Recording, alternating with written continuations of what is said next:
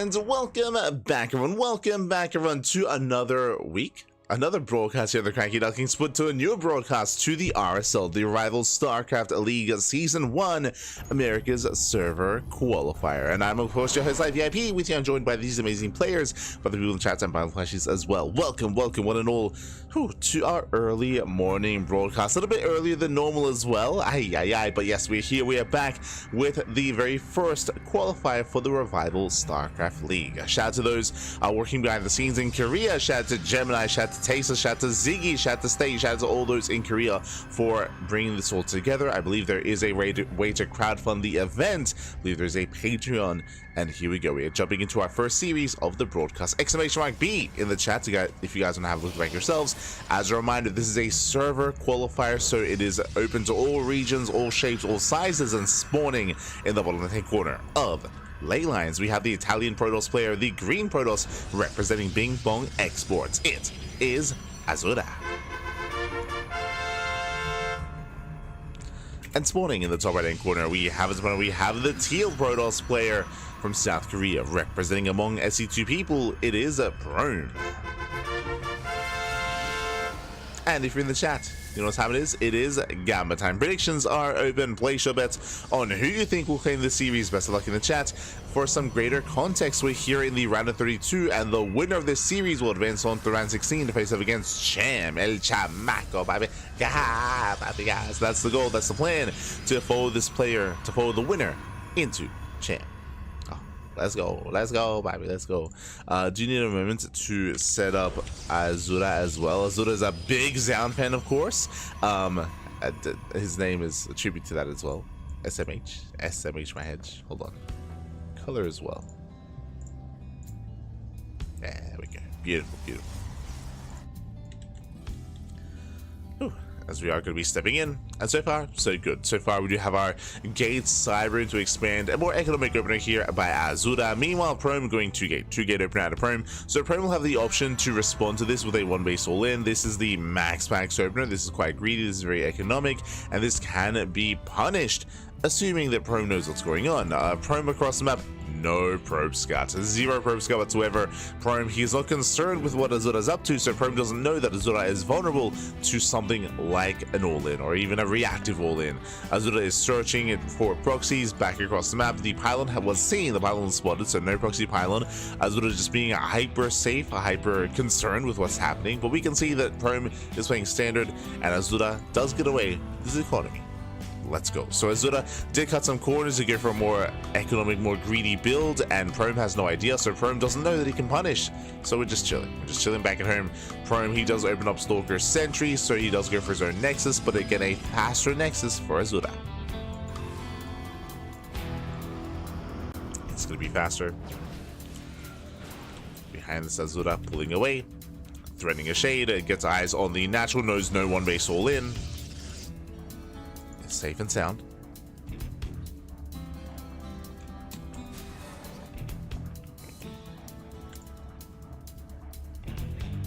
Likewise, Oracle moving on the right hand side. Again, the purpose of the Stargate opener is to open up Oracle to get economic damage done. As the Oracle is going to be spotted, takes a couple of hits, takes a bit of damage, makes his way towards the main. Ooh, shield battery is late. Again, there was no probe scout. Late hallucination scout as well. And does get a couple of probe kills so far. 2 probes. Oh, getting to 3. And 3 probes go down. Not bad. Likewise, we get the hallucination, by the way. We did. Okay, thankfully. Hallucination did get across the map. Got eyes on the expansion. Got eyes on the gateway follow-up as well. But now we have a second Oracle. Remember, 2 Oracles, a 1-shot probes. A shield battery is enough to defend a mineral line against 1 Oracle, but not against 2. 2 Oracles, they don't care about your shield batteries. So doubling away, double Oracle into the main. Takes down even more probes. So far, 7 in total. Aye. And Prome has been having a harder time keeping up.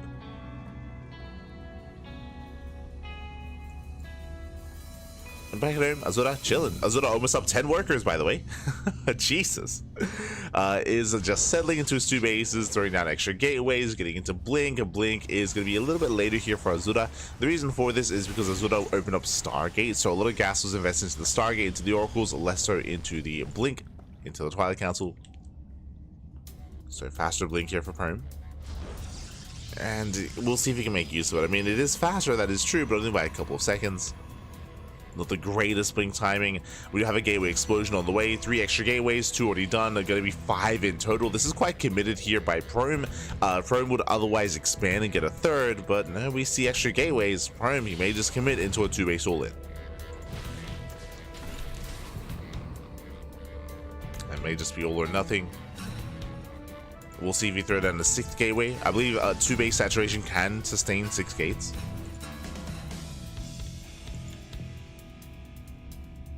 So we'll see what he goes for. Double Orc into the actual. Ooh, nothing to defend. Oh god, he's all in at this point. Prome, he's being forced all in as he's losing so many workers here. Aye. Takes down 1 of the Oracles, thankfully, finally. Takes down 1, but it's going to be 12 probe kills in total. And again, he's got his 5-gate setup.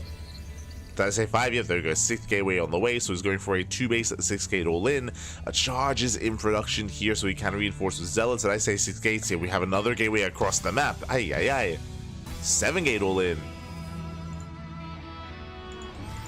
I know. Now he finds it. He finds the all-in. He finds a proxy. Will depower. Snipes 1 Stalker already. Bleeds out to his own, so trades 1-to-1.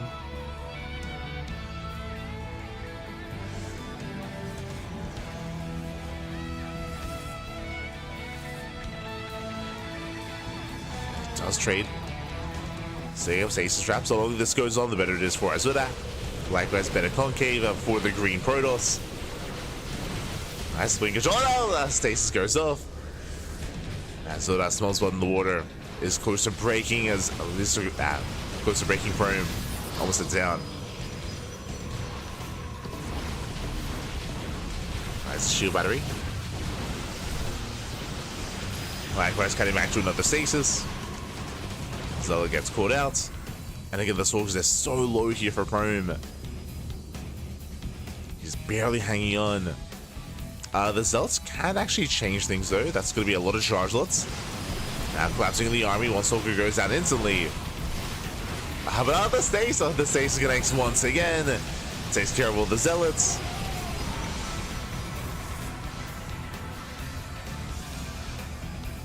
And from here, Azura is holding on. More shield bars are finishing. We need extra gateways, extra warp ins. Azura can only warp in 4 at a time. Ooh. And nice one-shotting there from Prome. Takes down a good chunk of Stalkers, but he's also running out of steam. Like, again, as I mentioned before, the longer this goes on, the better it is for our green Protoss player. Extra gateways would be ideal. There we go. Now we have a couple extra gateways finishing up. Just now finishing. And GG gets called. The writing is on the wall here. Prome has run out of steam. He just doesn't have enough left. And God, I keep wanting to say down. Azura will take game number 1. Whew. GG. Really impressive play there by Azura to be able to get early game damage. The Oracle harass, the Oracle control was on point for Azura, and Prome was forced all in. 12 drones had, or 12 probes had gone down throughout the course of that game, and of course the proxy was found as well, so everything was just falling apart there. Azura just all over Prome. GG. GG well played. Now, a big part of the success of Azura here was the fact that Prome didn't scout. Prome, he did not probe scout early on, so he wasn't able to punish the more greedy economic build of his opponent. Well, not just that, but he also, because he didn't scout, he didn't know it was a Stargate opener until much later, until he saw the Oracle itself, so he was also underprepared for the Oracles. It was something that he just wasn't quite ready for, and GG. GG well played. With that, Azura does take a 1-0 lead, and now we're getting into game numero 2. Let's go. Cham to game 2, and we'll see if we can fight back and force the ace match, or if the game ends here and now. Or the series ends here and now. Here we go.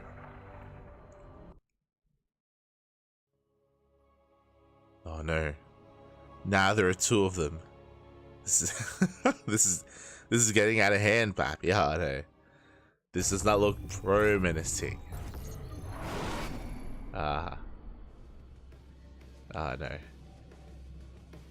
Not like this. I don't see, I see 2 ice stans in the chat. But here we go. We're getting into, as we have changed colors here, but we are getting into a game number 2 this morning. In the bottom corner of Tokamak, we have our Italian Protoss player, the green Protoss representing Bing Bong Exports. It is Azura.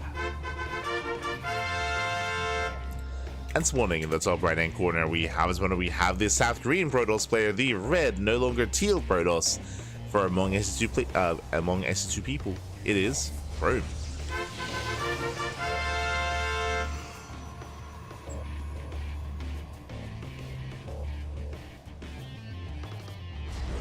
Yeah. Here we go. Alright, settling in.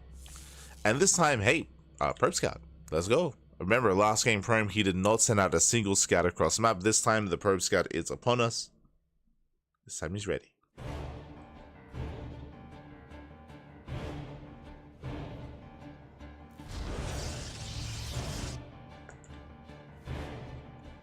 This Prome does move out across the map.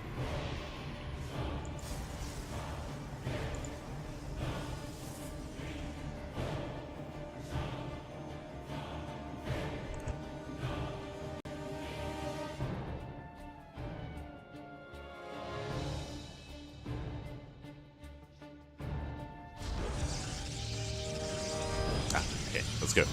As we do have our 2-gate opener out of Prome. Meanwhile, once again, Azura, same opener. Gate, Cyber, Expand here. So Azura is going to be cutting corners, is going for a faster expansion, and Prome has the option to all in.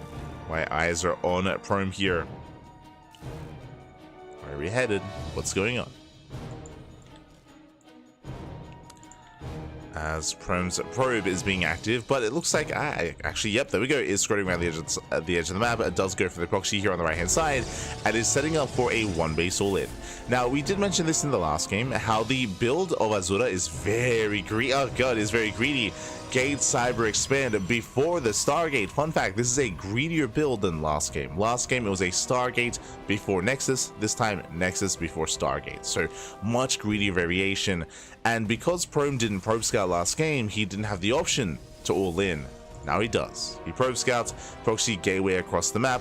Meanwhile Azura does scout, does confirm, and responds with a Robo Opener. This is a very, very safe way to play, a very defensive setup here, and I'm that much more concerned as a result. Oh boy, concerned for Prome, I mean, as Azura is very well set up here to defend. Shield batteries are on the way already, and again, with this Robo, Immortal Productions on the horizon. Time is on Azura's side. Prome has to end the game quick. Let's end it quick here. He has 2 gateways back at home, 2 across the map. It's going to be a 4-gate, 1 base all in. Remember, no blink. These are going to be vanilla stalkers here for Prome.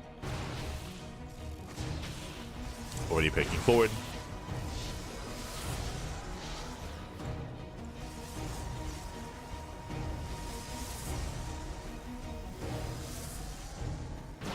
Does poke. Force fields can shut him down. Has to respect the force fields. As that first immortal's halfway done. Almost there.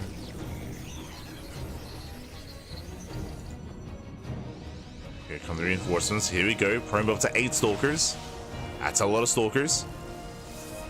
And Azura's going to have to be heavily reliant on those force fields. So it does lock down the army. It doesn't cut it in half. Sentry's going to be going down. Gets 1, 2 sentries. Immortal gets some damage. Boys are being pulled. The army is going to be trapped. The Immortal doing so much here. Takes down so many stalkers. Forces a recall. Can he get 1 more? He can. 2 more, actually. Only 2 stalkers recall back home. And Prome, the all-in, is being shut down. But what do we go for? The gold base, or the hybrid expansion. That's crazy. Prome is expanding. Is no longer all in, but is still quite committed. Meanwhile, Azura heavily mining on 2 bases. Now, even though Azura's base is normal, is standard, even though the base is a little bit less valuable than that of Prome, it's already mining. That's what's important. It's already up and running. It's already mining. He's already benefiting from the expansion.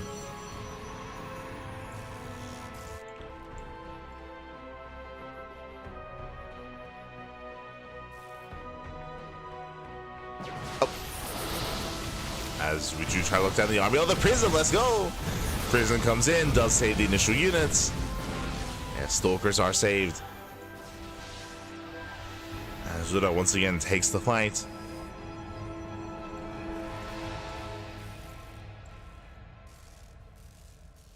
And Mortals, they break out. And I appreciate it if Azura isn't too... I mean, I was going to say isn't too passive. For all Azura knows, there's no expansion, right? For all he knows, the all-in is continuing. He does have a probe across the map. He sees there is no expansion, so there's no pressure on Azura to move out. We know otherwise, right? We know otherwise. Hallucination does move out across the map, and Azura is rallied to the gold. And does check, does confirm. Now that he sees the gold base, now he knows he can be active. Now he knows he can break out and try to fight this army and break the expansion.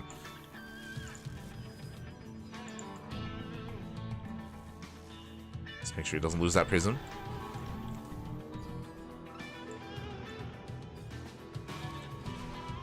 Guy's army is revealed.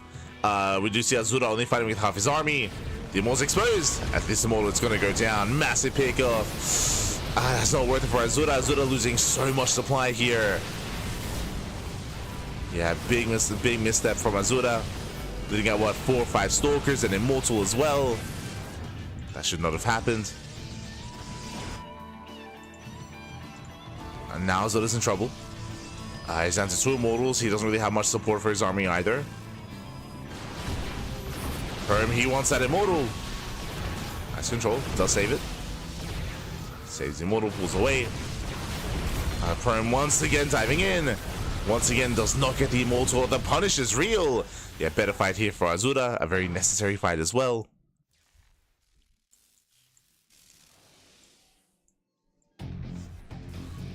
As he does out-trade his opponent. Meanwhile, Prome getting fully saturated.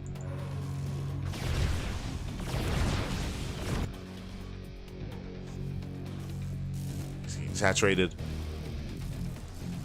More gates on the way. Economically, I would say that the players are even. Azura, thanks to the gold minerals, he is recovering and he is keeping up. Of course, there is an observer over this, but so far Azura just hasn't had the room here to peel off a couple of units. But here we go, two adepts are coming in. The proxy pylon, okay, let's go.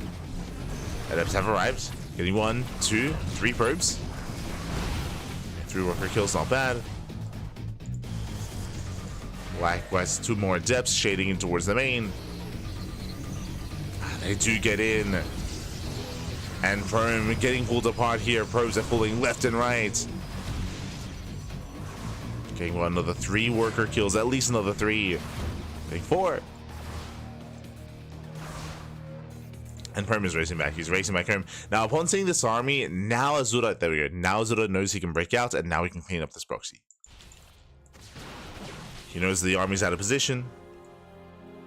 His Probe is back at home.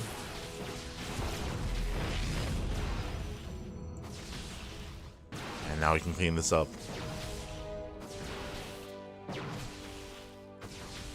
We'll force us back. And Probe is in a really rough position here. We can see that Probe is working towards the Twilight Council in towards Blink. It is going to be a really rough position here for Probe though. As he's supply blocked even. Just now breaking out.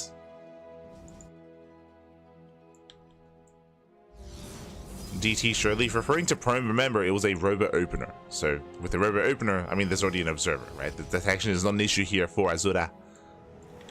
As Azura is moving in. And with 4 immortals, yeah, Azura he's gonna take this. He's gonna take this fight. Force fields will slow him down. Highland gets found. And Azura going for the kill, going for the throat. Does move in. Oh, Blink's on the army. Blink is now done. GG gets called, and Azura will overwhelm. We'll take the series 2-0. We'll advance on to the round 16. GG. Whew. GG, well played. Congratulations. Azura will claim the series. Very strong performance here by Azura. Probe, he was holding his own, and again, in game number 2 at least, he was able to scout, able to probe scout, to confirm what was going on, respond with the all-in, but Azura did confirm. Remember, in game 1, Azura was also playing very safe. Azura also scouted with the Zealots, even though there was no proxy in game 1.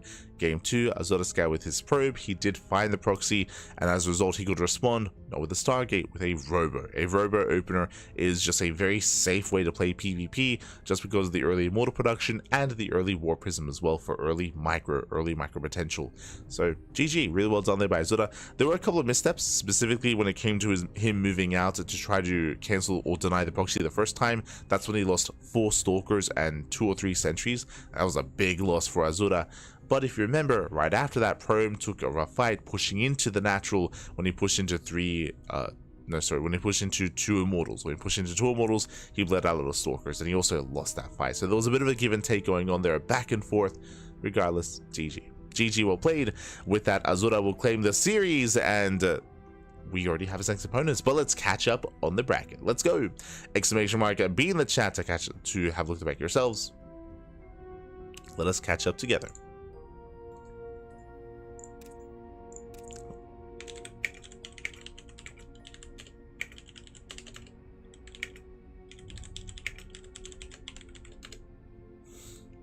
Catching up.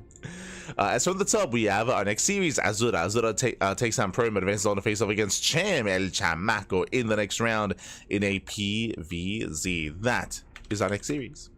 That's our next series. Going to be a Protoss vs Zerg, as Cham and Cham and Azura are currently connecting the vetoes. Vetoes are underway. Scrolling down, we have Lunacy. Lunacy versus Mute, currently locked in a PvP, so best of luck. Best of luck in the chat. Best of luck to both players as they are facing off. Scrolling down, we have Nickrat. We have Nickrat versus Rebellion in a Terra versus Protoss in the TVP. As Rebellion takes down Soil in the first round. We have Mixu versus Hydra. Hydra takes down Mafra 2-0 in another ZVP. Gerald waiting for the winner of Eon and Greenert. We have Shino taking down Bonan. Big win there for Shino. Percival waiting for the winner of Thavor and Mocha. And Master up against Abaddon in the first round as well. So alas, our event is underway.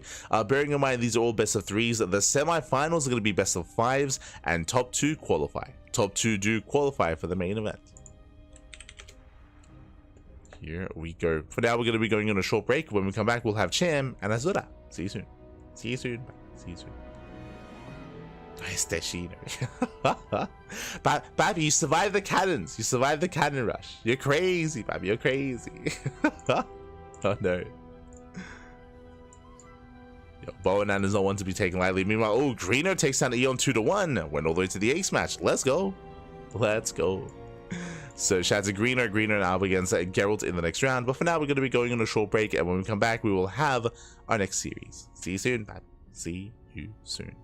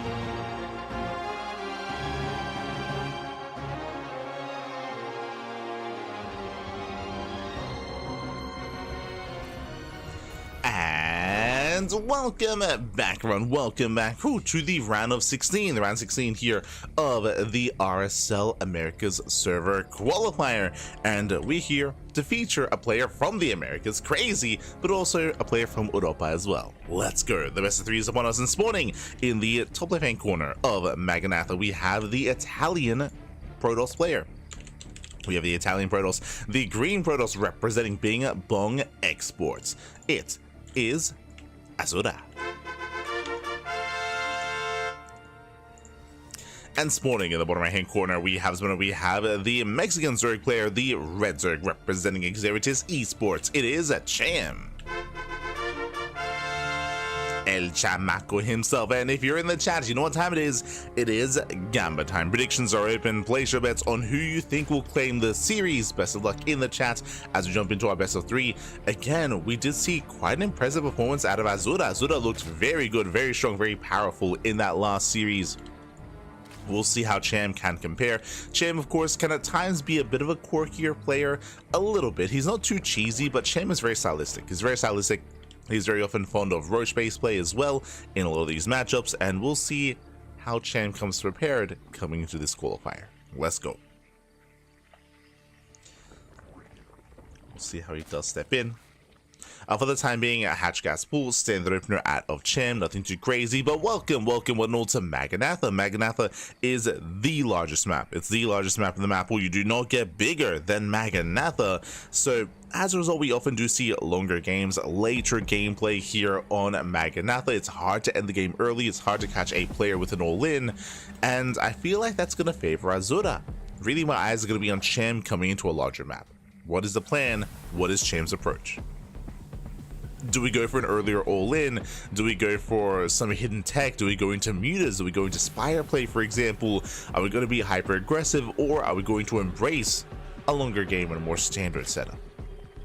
For now, a little bit early to tell. For now, we're just going to be saturating our bases. Joining on now, we have Link Speed on the way. Cham, he does pull out of gas, so he's not going to be running or rushing into earlier tech, earlier lair, earlier +1. Not the case. Just going to Link Speed. Likewise, Azura opening up back at home. Stargate opener out of Azura. Nothing crazy, nothing wild. Cham does expand here at the triangular third base. Does expand towards the right hand side. And from here, we are going to be settling in. It's going to be on Azura to hunt down overlords. To hunt down workers. I mean, I'm assuming this is going to be an Oracle opener, but technically this could be a Void Ray. Has been a while. I think the last time I casted Azura in PvZ, he did rush Sky Toss. At least in my mind, that's kind of stuck in my mind, I should emphasize. But here, no Void Ray. Standard opener, opening up with the Oracle. Okay. Does open up Oracle with this, can move that across the map, can try to threaten bases, can attempt to threaten Cham. And also scout, of course, to make sure that Cham is on the up and up, to make sure that Cham isn't rushing into a faster lair or faster tech.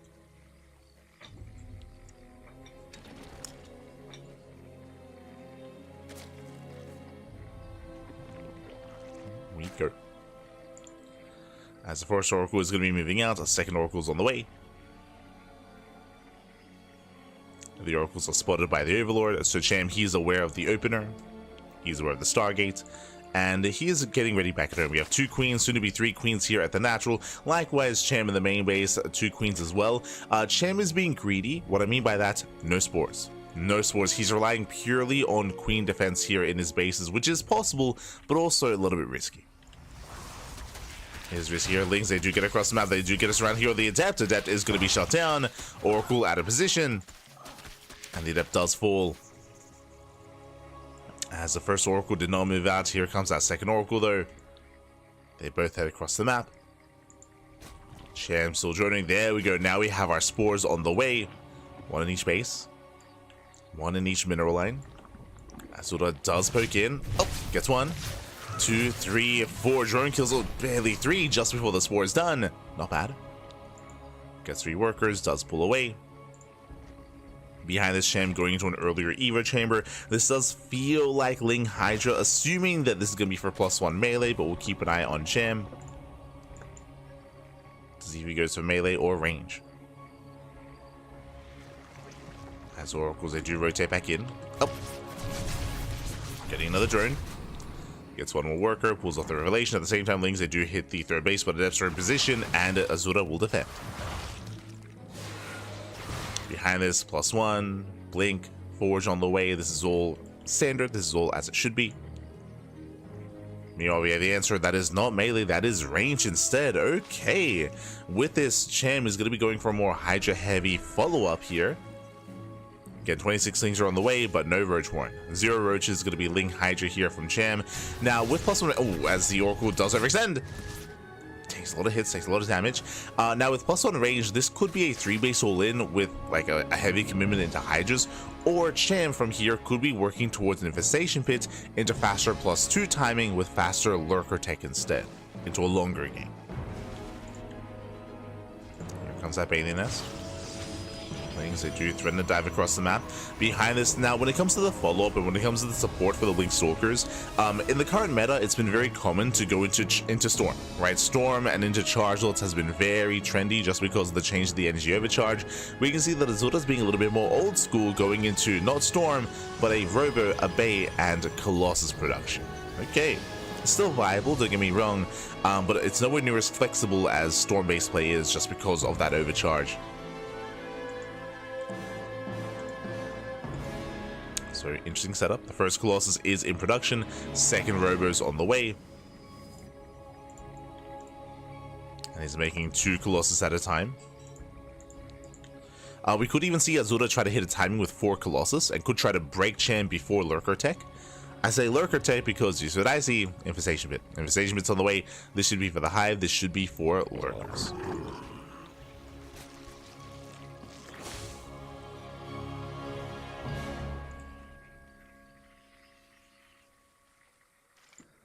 As Cham is being forced back to have a Prism threatening him. Oracles as well. I did mention Lurker Tech, but I don't see a Lurker Den yet. We should see one by now. So no Lurker Den. Technically, Cham, he could go into a higher gas count and go into Ultra Tech even. So Hive into Ultras, also a possibility.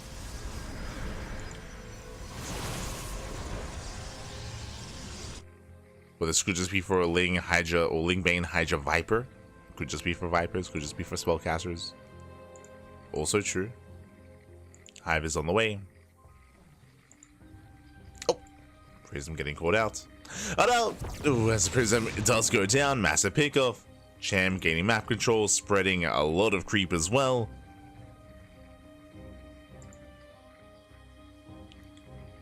Spreading creep, maintaining himself. Back at home, we're up to 2. Soon to be... Sorry, we're already up... Jesus, 4 Colossus. Yeah, 4 Colossus here for Azura, he's fine. With 4 Colossus, Ling Hydra cannot touch it. No shot. Ling Hydra will do nothing against his army, and we spoke about it. Azura has a timing. Can he break Cham before Lurker Tech? And Lurker Den is late. There's a late Lurker Den here. That's why we were speculating, wait, with that Lurker Den, is it Ultras? Is it Viper Tech? Are we, like, what's the plan here? What's late Lurkers? So late Lurkers, instead we have a big commitment into Ling Bane Hydra. Viper production has begun, which will help, but again, Azura, he has reached critical mass of Colossus. He should be pushing soon, and his goal here should be, as you mentioned, to break Cham before Lurker Tech. Here he goes. Here he goes. The War Prism was rebuilt. He's taking his time though, he's setting up. As he's setting up, Vipers are on the way, and they are the answers to the Colossus.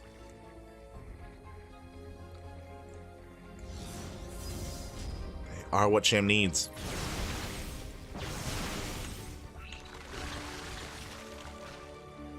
Same time, any run might gets deflected. Caught by the stasis. Azura moving in, but again, taking his time. The Vipers are gathering energy as we speak. They're ready. They're ready for their abductions. And here we go, we do come in for almost a full surround. Tries to flank, Bailey's they crash into the Colossus.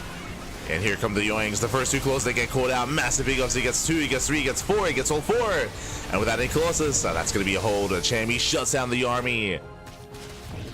Catches Azura on creep. Forces back the Stalkers. And pure Stalker does not trade well here. Not against Ling Hydra. Again, he was caught out. Who needs Lanker? Who needs him, Bobby? Who needs Lankers? As lurker upgrades are on the way. Cham forcing him to the back. Here we go. The Lankers are now morphing in. Okay, they're morphing in towards the end. And again, Azura has nothing left. Behind this, we do have attempted disruptor. Oh no! This has been happening a lot recently. The disruptor is trapped. Not like this. Not like this. Feels Sim City, man. This happened to this happened to Trigger with his Colossus not too long ago, and it happened with Astrea as well, also with his Immortal. There it goes up. Connects, but alas, there's just no, there's nothing here. The lurkers are on the high ground. They have positioned the Protoss. They're moving in. There was the attempt to zone, but at this point, Cham, he has done it. Ooh. Again, taking some brutal novas to the face, but still waddling in, still breaking through. Still breaking through. Massive alien connections here in the middle line. Lurkers, they try to push into the lurkers. It's not going to be an easy trade here for the stalkers. Oh, that's a lot of stalkers are going down, and no detection. GG gets called, and Cham will take game number 1. Whew. GG. Cham does take a lead in the series. When it comes to Azura's builds, overall, I mean, it was a solid build. It was a solid kind of timing that it was going for the 4 Colossus and trying to kill Cham before Hive Tech.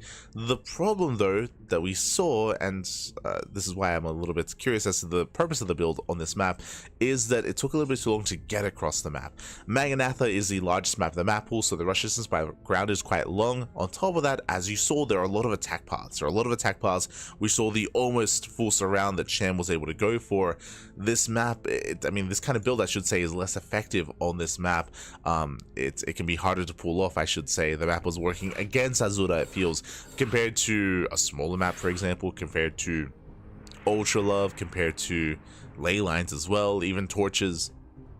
So it was an interesting choice here for Azura, and we saw that in the end Cham was able to defend, was able to hold on, was able to buy enough time for Vipers. GG. GG, well played. I would argue that on smaller maps, a style like that can work a lot better, and we are loading into a smaller map. I mean, any other map would be smaller than Maganatha. Up next is going to be Ley Lines. And we'll see if Azura does switch things up and does adjust his style coming into this. Let's go.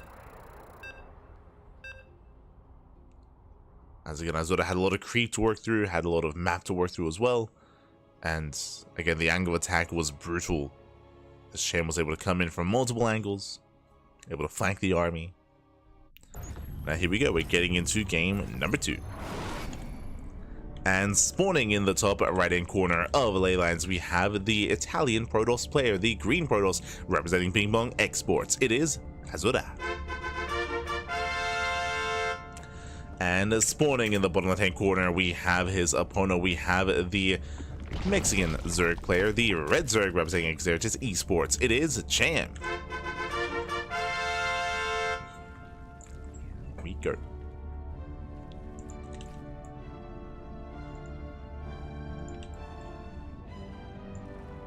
As we are calming down, we're settling in. And again, loading into Ley Lines. Ley Lines, I say a smaller map. This is probably the most standard map in the map pool. It's not as small as Torches, not as small as Ultra Love, for example, but not as large as Tokamak or Maganatha or Pylon. So we're more down the middle with Ley Lines.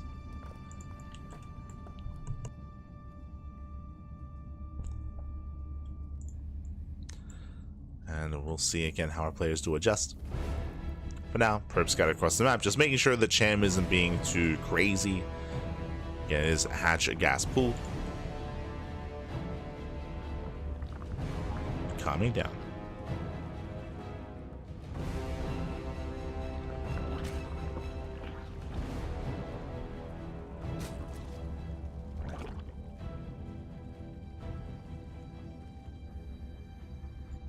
Likewise, as a reminder, last game Azura did go for a standard opener. He went Stargate into double Oracle, into +1 Link Stalkers, into double Robo, double Colossus production.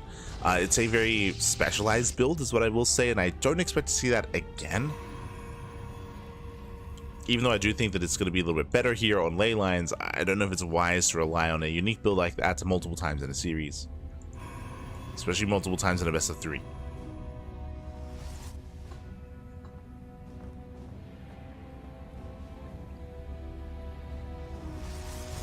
So we'll see if Azura does bring something different to the table. For now, Stargate opener. Oh, good. Does open Stargate. From here, should be opening up Oracle again. It's really the mid game, which is where we should see some deviation.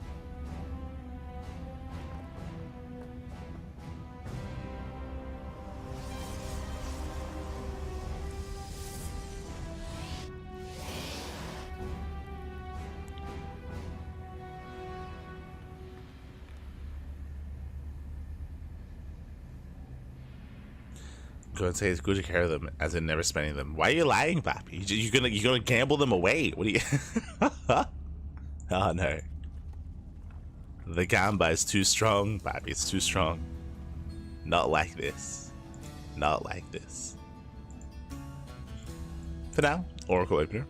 Oracle's on the way, just like last time. We'll see if we can find a little bit more damage. If you recall, Azura was able to get some drone kills with his double Oracle harass, but nothing too meaningful.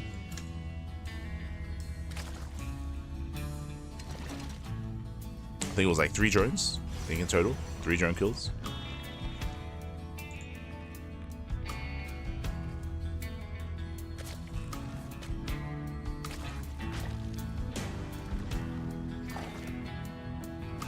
Likewise, our player is just going to be droning, just going to be settling in.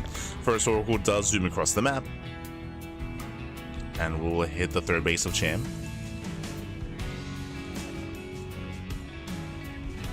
Spores already on the way. You can see Cham spores are much earlier this time.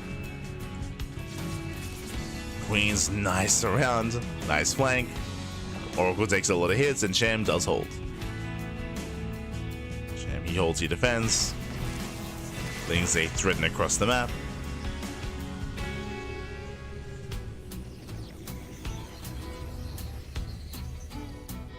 Subworkers moving out.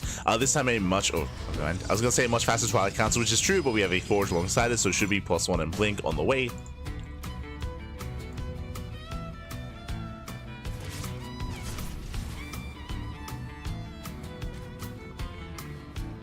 As they do dip in, they do threaten. Oh. Between the bases, back at home. Yep, there we go. Blink is on the way.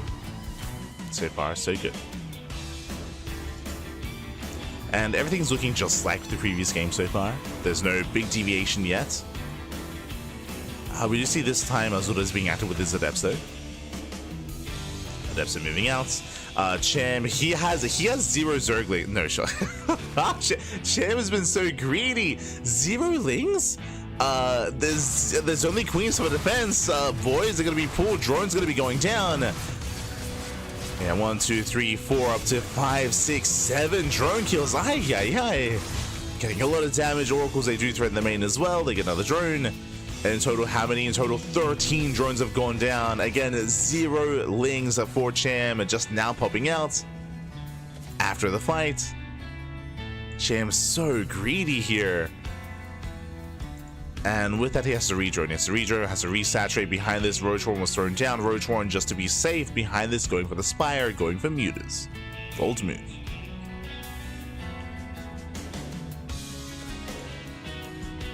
Is going into Muta play.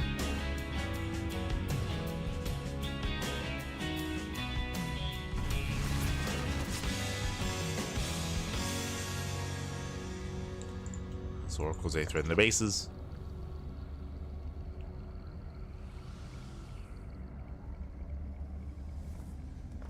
Likewise, Temple Archives on the way. We mentioned earlier that going into Colossus was a little bit more old school and it was more of a specialized build. This time, again, more standard play. We have the Adept Harass, we do have the Storm follow-up instead, not Colossus. Going to Storm. Stalkers, they're poking in. Stage traps are baited out. And Cham should hold on. So it's away the Stalkers. Oh! Miles don't quite connect. Cham's holding. Again, Cham's economy has been hindered quite a bit from that Adept Harass. Has been hindered. But ideally, he wants to try to catch the opponent off guard with those mutas. So far, checking the vision, Azura, he has not seen the Spire. He has no idea what's going on. And Cham, there we go. Oh, he's lacking minerals. He's got 3 mutas on the way. He supply blocked. Oh god. A brutal supply block. Not like this. Got 11 mutas on the way. Revelation, I believe, does catch one of the eggs with the mutas. But is Azura paying attention? You must construct additional pylons. Did he notice?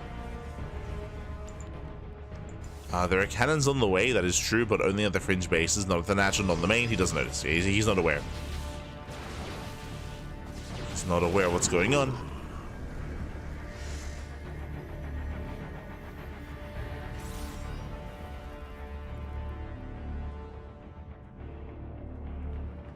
Do have Roach Ravager moving in.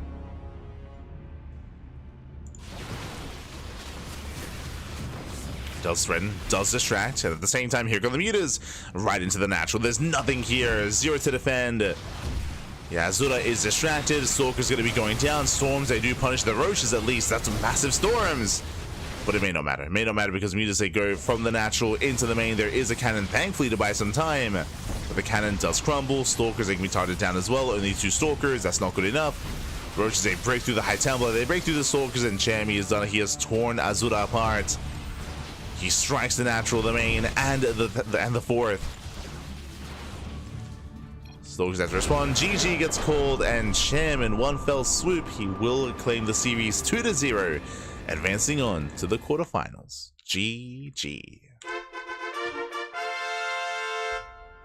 Whew, GG, well played. Azura, I want to say, had a stronger showing in game 1. Unfortunately, did miss his timing here in game 2. Had a strong start with the Adept Harass, that is true, with the Orc Harass as well, but he missed the mutas. He did not see the Spire, he did not see the mutas.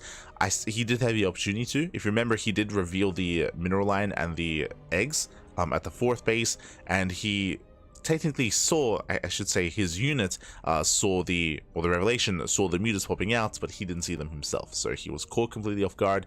He had no idea that mutas were coming, and with that, GG. GG, well played. With that, Cham, he will claim the series, and we are now getting ready for our next matchup here. Ooh, it's going to be a ZVP between Cham and Lunacy. Let's go. Vetoes are underway as we get ready for our quarterfinals match. These are not qualifying matches yet, but we're getting there. Almost there.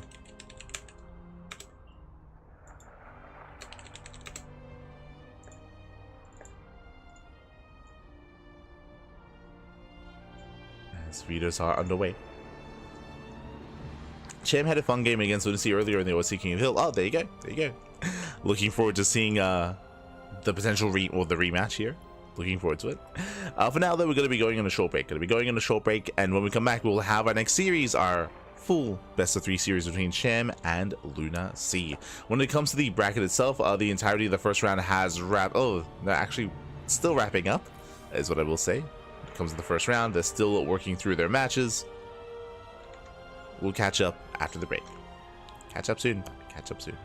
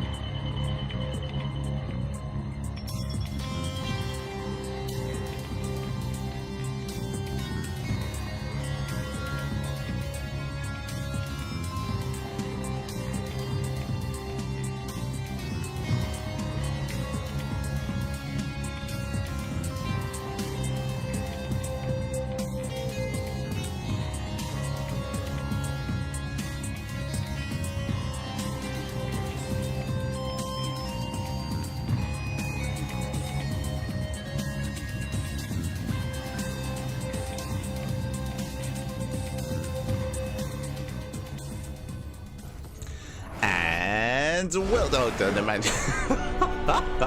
God damn it. And welcome back, everyone. Welcome back to the RSL Revival Season 1 America's Server Qualifier. We are in the quarterfinals, working our way through. We have our vetoes done, but it looks like we have to remake the lobby, and we're going to be stepping back into ley lines as we jump into the beginning of Cham vs Lunacy. Once again, when it comes to the rest of the bracket, it has been progressing.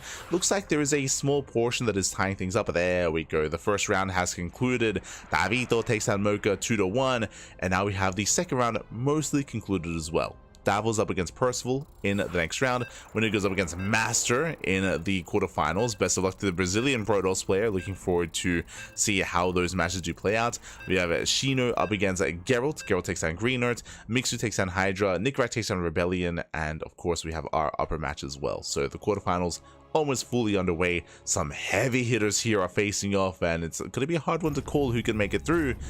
We'll see. We'll see. Best of luck to all our players here. Best of luck as we are jumping into our fresh best of 3. This time with our proper races, but still blue and teal. That's what I meant to say. No. As spawning in the bottom right corner of ley lines, we have the Mexican Zerg player, the Blue Zerg, representing Exeritus Esports. It is Cham. And spawning in the top right hand corner, we have his opponent. We have the teal Protoss player himself from South Korea, representing among us two people. It is Lunacy. And who's he here for? He's here for his boy Prome. Prome went down earlier in the tournament, and Lunacy is here to avenge his fallen teammate, his fallen Korean Protoss. Let's go. Let us go. As amongst them, I believe Rebellion is still in the... No, sorry. Rebellion, he got knocked out earlier, I believe, as well, right? Yeah, Rebellion is out. Prome is out. There was no Ateshi, but there is still Lunacy. Always. There's always some Lunacy going on. And again, Lunacy, I would say, is probably the strongest amongst the two people Protoss players. Lunacy, he's a very strong contender here. He definitely can pose a threat, and this can go either way. As we get into this, of course, if you're in the chat, you know what time it is. Gamba time. Predictions are open. Place your bets on who you think will claim the series. Best of luck in the chat. Part of me wants Cham to do well for himself. Remember, this is the Americas qualifier. It would be nice if we had a player from the Americas, even Latino America, to make it through. But again, there are some big names here to bring him down. To stop him, players like Lunacy. Now, Lunacy is not the most standard of players. He can be very chaotic, he can be very aggressive, he can go for a lot of all-ins and proxies and some cheeky builds and some cheeky plays. Lunacy is known for that kind of style, in a way, does live up to his name. You know, he's crazy, he's all Lunacy. But we'll see how he does adjust. Likewise, Cham has been a little bit more standard over the past 2 games. I say standard, yes, last game on ley lines he did go into a hidden spire, but even then, like, that wasn't too crazy, that wasn't too cheeky. It's not like he rushed into 2-base mute or anything like that.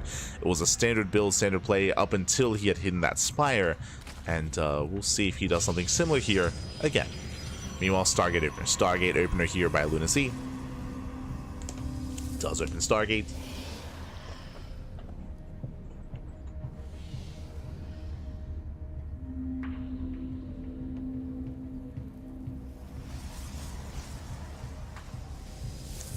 We go. Now with Stargate, we are expecting an Oracle-based opener, but with Lunacy, it could be a Void Ray, it could be a Phoenix, it could be anything.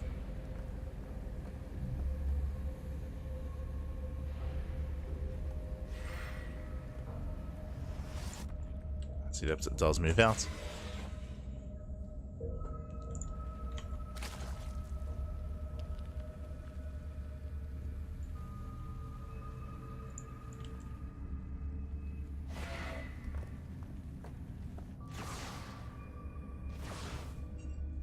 As the Lunacy does... Oh, thread and shade into the main. Does thread in the shade. Will be not getting a drone here, but does force out an early spore. So a bit of damage going on, but a better trade for Cham. Does hold, does defend. Ooh, and speaking of cheeky builds, that's going to be a Stargate opener. True. Into what? Into a Twilight Council before the third base, before the expansion. Now, at a glance, I would say this screams Glaive Depths. This does scream, you know, Stargate opener, Oracle into Glaive Depths. Third base is going to be on the way. but technically we could go into like a quirky, weird charge based build or early blink, but it's gonna be Glaives. As Lings, they are denied. Lings, they attempt to poke in, but they don't quite make it through. Now they are deflected, as you mentioned. Yep, we do see the build. It is going to be Glaives. Again, without a forge, without any other kind of quirky tech structure, without a robo, did scream Glaive Adepts. Now, this build is not an all-in. This is a way to try to catch your opponent off guard. If Cham was skipping Roaches, if he was skipping Banelings, if he was cutting corners and being greedy and going into Ling Hydra, then you can be punished by this build. But as I just mentioned, Cham isn't being greedy. Cham does get a Roach Warren. Cham, he does get some SimCity here. He does have the tools to defend. Now, he might still drone. If Cham does nothing but drone from here, gets a 4th base and is greedy, then Cham can still be punished. But if Cham is a little bit more conservative, if he has his links active across the map, if he sees it as moving out, then he can reactively make Roaches in time to defend. Now, Cham, he just lost his spotter links, which is concerning. Oh, stasis going off and it will connect. Ooh, massive stasis, does get half the mineral line, and nice moves here by Lunacy. Likewise, another stasis going off here on the right hand side as well. Adepts are amassing. They're building up.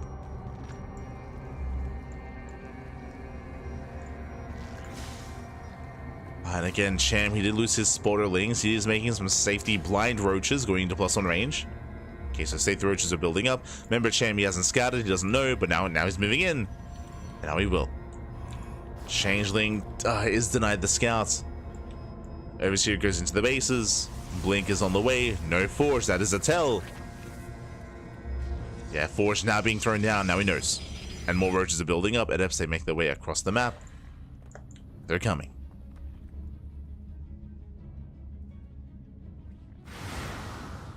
Adepts are coming.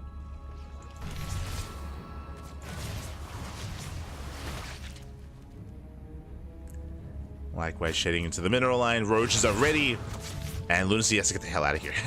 He has to get the hell. Seeing this many Roaches this early on, like, no. We have to get out. We cannot commit. He threatens a shade just in case, and he does commit. No, he commits to the shade. Roaches are ready. Adepts, they do get into the middle line. A couple of drones are going to go down.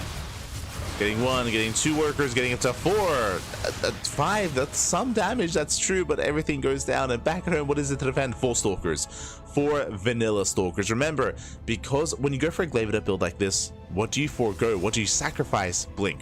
Blink is late. Blink is late. +1 is late. Robo is late. Everything is late in favor of the Glaive Adepts, and that was not worth it. It was not worth it. Here comes a massive counterattack as well. Roach speed is done. Link speed is done. +1 is done. And Cham, he's here to end the game. The Robo is exposed as well. Roach Ravager diving on top of the main army. The Immortal's halfway done. Biles into the mineral line. Piles they connect. And Lings, they flood in. They flood in for the full surround. The Immortal is almost out. But even then, it's not going to be enough. Yeah, it gets depowered. The Robo will never pop out. 3rd base has been broken. Blink just now finished. And hey, he can blink, that's true, but he's already lost the base. The expansion has fallen. The 4th base was denied. The 3rd base was denied. Now Lunacy stuck on 2 bases. And GG gets called. Cham, he will take game number 1. Whew. GG. Again, a solid defense there by Cham. Cham, it was a late scout as to what was happening, but he did respect it. He was already playing safe. He was already making some safety Roaches just because he was in the dark. And again, we saw Lunacy unfortunately shade into the Roaches. He did shade into them, and those Adepts, so they were the only thing keeping Cham at bay. The only thing keeping him at home. Once they went down, Cham, he was unchanged. He was unchained. He was unbound. He could break out. GG. GG, well played. With that, Cham takes the lead in the series, and we'll see if Lunacy can bring it back and force the ace match. I want to believe he can. But we'll see what other builds he has ready for us. Let's go.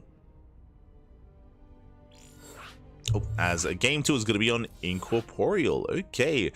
Incorporeal is also one of the larger maps in the map pool, much larger, longer rush distance by ground. We do not expect Glaive Adepts here. No shot. We do not expect Glaive Adepts, not 2 games in a row, but there are opportunities for other builds instead. We'll see what Lunacy has for us. Name sound like Lunacy. I mean, that's the reason why he's called that, yeah. He's a lunatic, man. He's a lunatic. He's crazy. He's crazy. Yeah.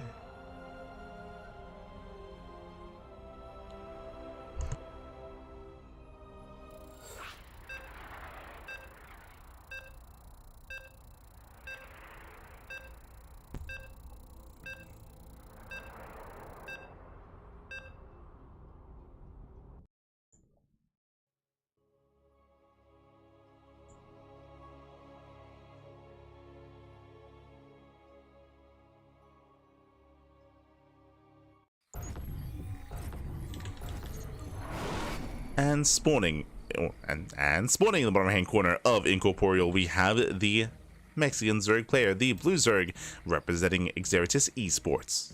It is Cham, leading the series 1-0. And spawning in the bottom, on the top left hand corner, we have the South Korean Protoss player, the Teal Protoss, representing among SC2 people. It is Lunacy. Let's go. So we're getting into game number 2, and again, I want to believe that we can have a back and forth ace match, but the pressure is now on Lunacy. Pressure is on. And again, we don't expect to see another Glaive Adept build. And again, even though it looked really rough last game, the purpose of the Glaive Adept build is to catch your opponent being greedy, is to hide the build for as long as possible, to make it look as inconspicuous as possible as well, and then you punish your opponent for cutting corners and for droning and for teching and for skipping roaches. But we saw that Cham was playing safe, even without scouting. Remember, he was making earlier roaches as well. You could argue a little bit too early, but he was, as a result, he was gearing up for a push, for breakouts. Once he did defend. Cannon rush? Okay. Living up to his name, baby. Let's go. Let's go. Lunacy is crazy as he does open up with a economic cannon rush. Remember, Nexus first, Nexus followed by the Forge. This isn't a Forge opener, so because of that, cannons are going to be available here, but this is a macro cannon rush. What does that mean?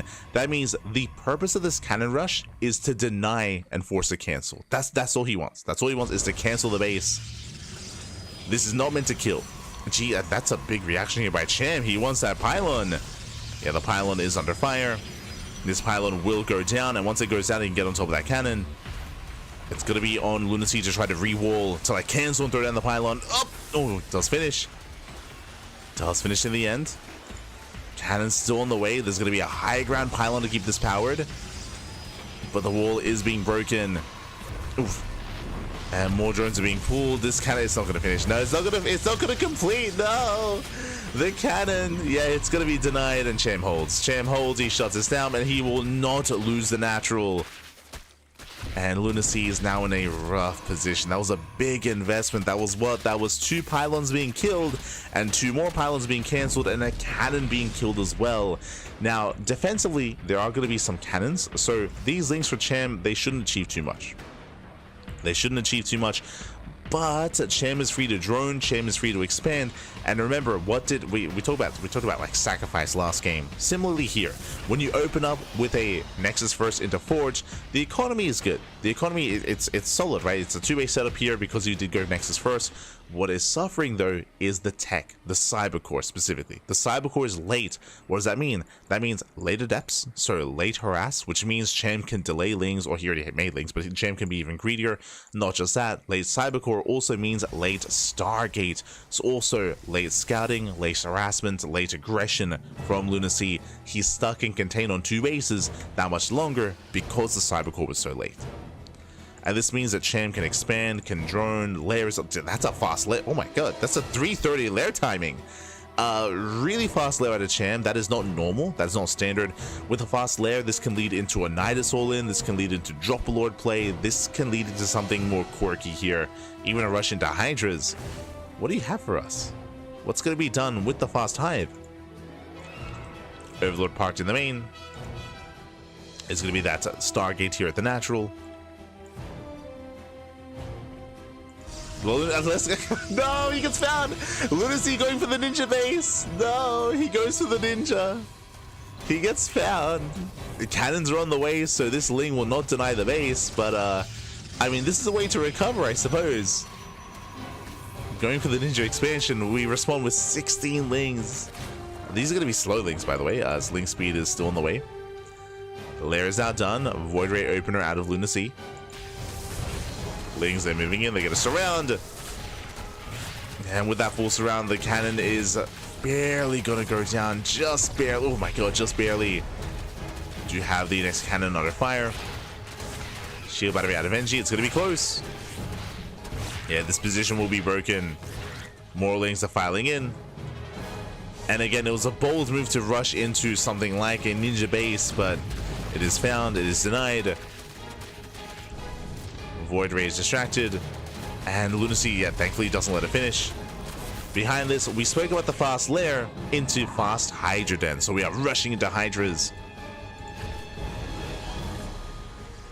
Meanwhile, the second Stargate into a Fleet Beacon, we're going for a Skytoss rush into Tempest and Carrier. Lings, they haven't confirmed, but honestly, like, a Hydra rush like this is a hard counter, right? Like, if we're rushing into Void Rays and Carriers and Tempest, then fast Hydras are what you want.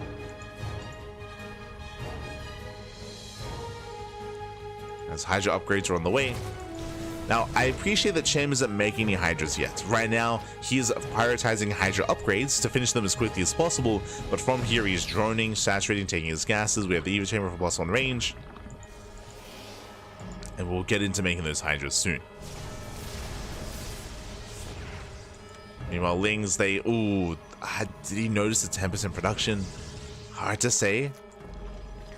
Don't think he did.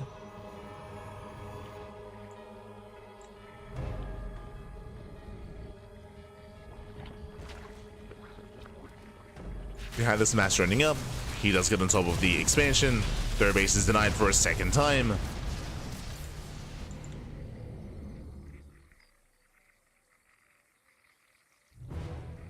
Third base is denied.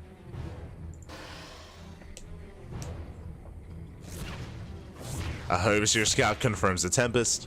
Now, against Tempest, Corruptors are ideal, but Hydras aren't too bad either. Like, Hydras, they're kind of like a band-aid solution to Tempest. Hydra Viper would be a little bit better, but we can see, yep, Spire. So Spire is on the way. Cham is not taking any chances. He is stuck with Hydras initially, and again, they can do okay early on, but Corruptors are what he wants. Things get on the surround. Hydras, they get under the... Oh no, they get under the Tempest! Yeah, Tempest does overextend. Massive overextension. Tempest goes down. Late reaction by Lunacy. As you can see, Hydras, they can punish Tempest on creep.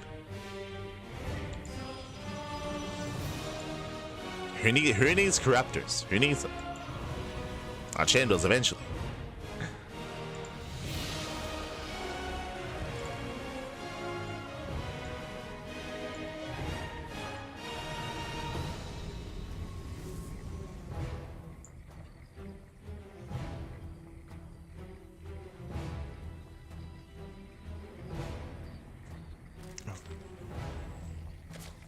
Again, Cham is just building up, taking his 4th, getting a 5th base, droning up to 74. And the Spire is now complete, so we can now get into Corruptors.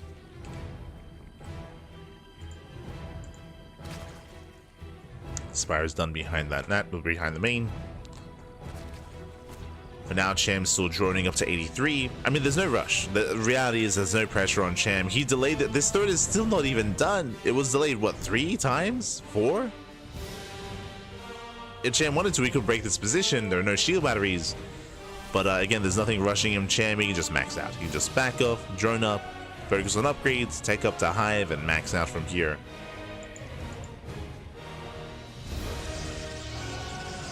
There is no pressure.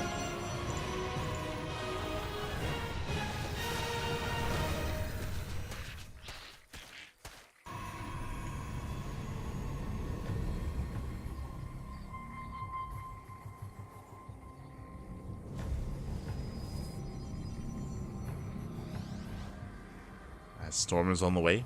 for Lunacy. Cham, he's maxed out. He's maxed out. Here we go. Baneling's on the way. Cham, I don't think he didn't even make any corruptors, by the way.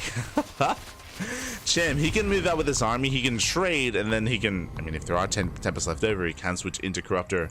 He can remax. As Lunacy, he's supply blocked.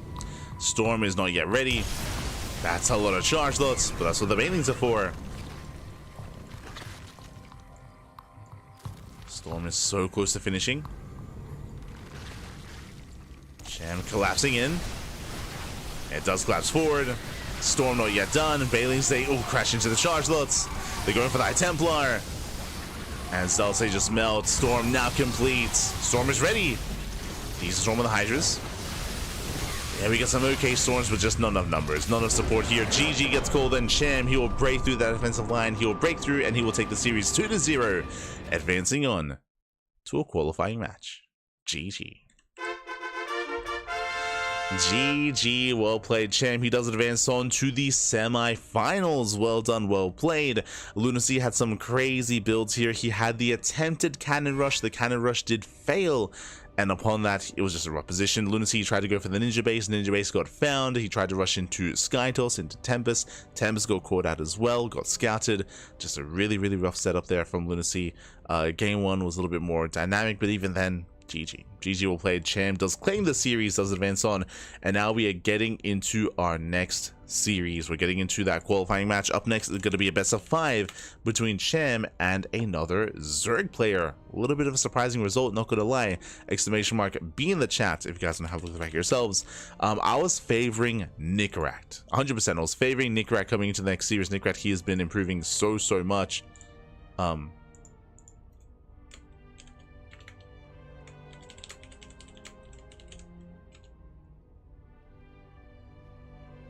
Oh, here we go.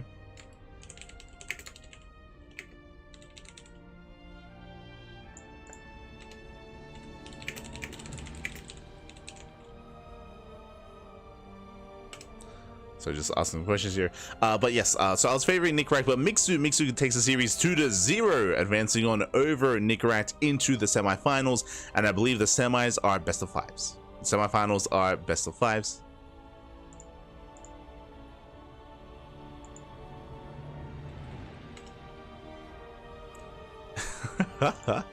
Someone's a best of 5, so we have Cham versus Mixu in the upper qualifying match.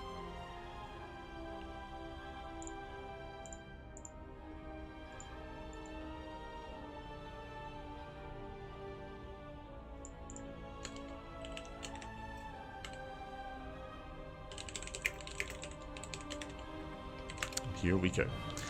Likewise, when it comes to the lower bracket, we do have some other results coming in. We have Gerald and Shino in they're currently facing off into the PVZ. Meanwhile, Davito and Percival is still playing. I think Davo is I think he's streaming his POV. Yeah. Davito. He's streaming his POV. So I'm checking. And I believe he's still mid-series. Yeah, he's still in game. Yo, Davito. Yo, he's popping off. I just opened up his stream and he just caught 2 tanks, and he's catching up. Oh my god, Davo, let's go. Not looking too bad. Davito, give him some love. Give him some love. Davito, of course, he is the Peruvian Terran player, so that's a TVT against Percival. Wish him the best. Wish him the best. And that leads into Master. That leads into the lower matches. Because the lower half of the bracket is progressing so slowly, we might be able to cast both qualifying matches. We might be able to cast both the upper and lower semifinals. It might all line up for us. Might all line up. So for now, though, we're going to be going on a short break, and when we come back, we'll have Cham and Mixu. See you soon. See you soon.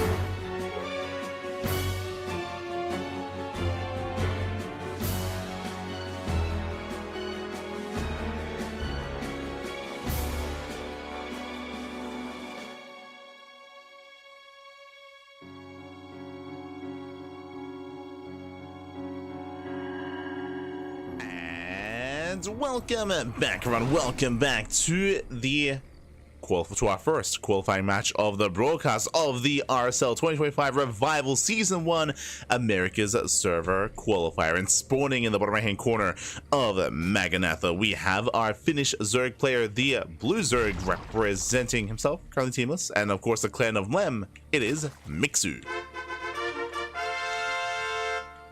I have to fix that. And spawning in the top left-hand corner, we have the Mexican Zerg player, the Red Zerg, representing Xavier's Esports. It is Cham. And if you're in the chat, you know what time it is. It is Gamba time. Predictions are open. Place your bets on who you think will claim the series. Will this go the way of Cham? Will this go the way of Mixu? As a reminder, this is a best of 5, not a best of 3, and this is a qualifying match. The winner of this series will be qualifying for the main event for the first season of the Revival StarCraft 2 League. Let's go, baby. Let's go. RSL Revival is right around the corner here, and we have 3 days of qualifier. We have today for the Americas qualifier, we have tomorrow for the Korean qualifier, and we have a Sunday for the European qualifier as well. So 3 qualifiers back to back to back to back to back. And of course, we have our first match ready for us. Here we go. Our first qualifying match, I should say. Now, because the upper bracket was so fast, because we have already begun the first qualifying match, we might be able to cover the lower one as well. The lower qualifying match has yet to begin.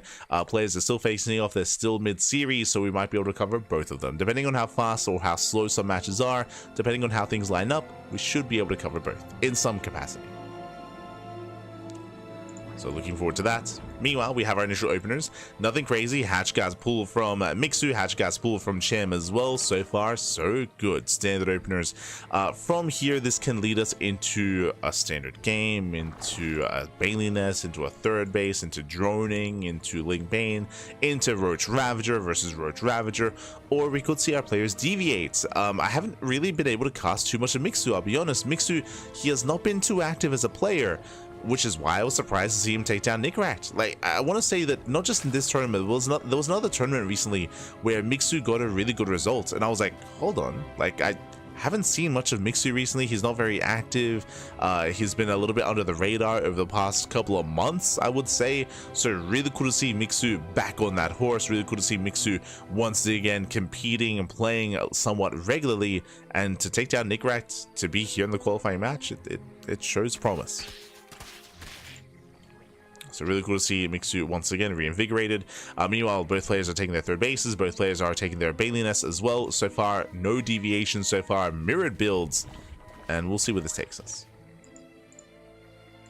We'll see if either player does make a Surge of Lings, or if both players drone and get a Roach Warren.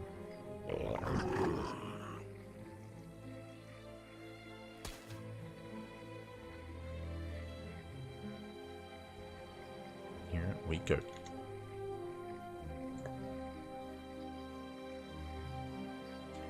I watched a lot of Fear Dragon, can't remember him making puns. Fear Dragon, he's notorious for puns. He is notorious. When it comes to a lot of broadcasts, especially like WCS broadcasts back in the day, EPT broadcasts, like, yeah, he would often have just the most awful puns, or just awful. Aye. Yes. It is notorious for it. It's notorious for it. Este Fear Dragon.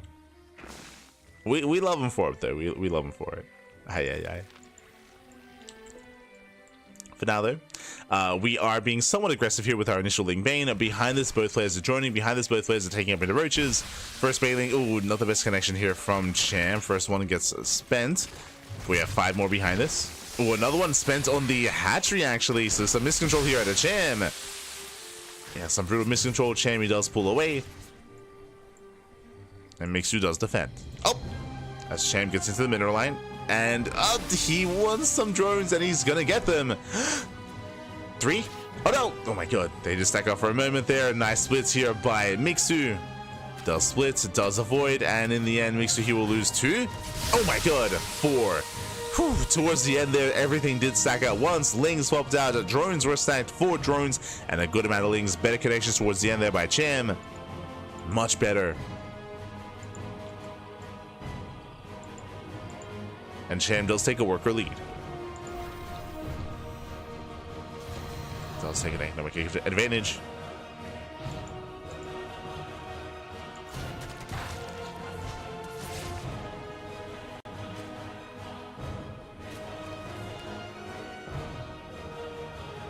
Where's Mixu?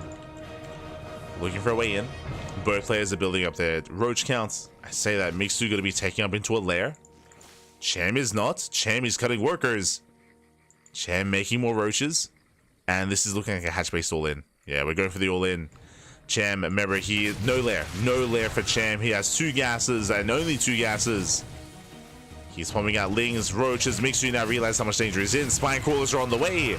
Mixu needs more time. He needs time for those spine crawlers. And Cham is all in. Ooh, Banelings, they connect, they crash in, 9 drones go down. I mean, Cham was already committed, now even more so. Ooh. As Banelings, they crash into the spine crawler. Spine is denied, but the other spine crawler will complete. And again, Mixu just needs a little bit more time here. The queens are getting caught out. Got transfused, does save 1. Oof. Banelings doesn't quite connect, more lings flooding in. But Cham, he needs those reinforcements, more roaches. They do file it as well. He barely breaks through the 3rd base, takes down all these roaches. And Cham looks like he has none of the spine crawler, just too far behind. Spine is not going to be a factor into this. Cham going for the kill. He's waddling in. Oh, God. Catching out some more roaches. But Mixu, he's building up more as well. And Cham is droning. Cham, he's droning up back at home. Oof, he's trying to re-drone, trying to resaturate. Cham, he will not kill Mixu. Mixu holds. Mixu does hold on. Now, Cham does take an economic lead back at home, but the big problem here is the upgrades. Mixu, he has the lair. He has +1 range. He does not have roach speed yet, but he does have a massive upgrade advantage. Cham just now working on his own Eva chamber, just now working on his own roach speed. Now what I will say, oh, wait, no, he canceled. My apologies. If you remember, Mixu, he did have a lair on the way. When he realized the all-in was coming, he canceled the lair, which means no roach speed and no +2. This is allowing Cham to catch up. Cham is catching up. He's catching up when it comes to the upgrades. He's keeping up when it comes to the tech. Oh, I thought it had finished.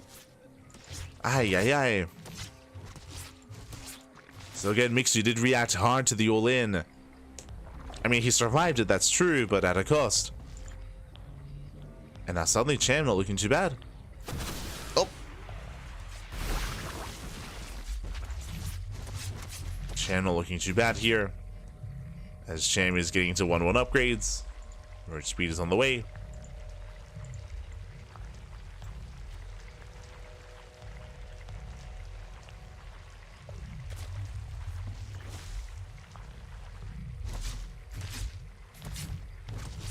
And, oh. I think he's talking about the snipes on the... I think we just missed Mixu killing another one of those overlords. Ah, no. He's crazy, man. He's crazy. We have job loads on the way from Cham. Sorry, just catching up with chat. Overlord speed as well. So Cham getting to drop lord play. Oh! Yeah, I think it was in reference to sniping overlords. They're having fun. Yeah, as Mixu is hunting down more. Again, it takes 4 biles to kill an overlord. So you have an overlord hit squad moving out. Not finding any overlords yet.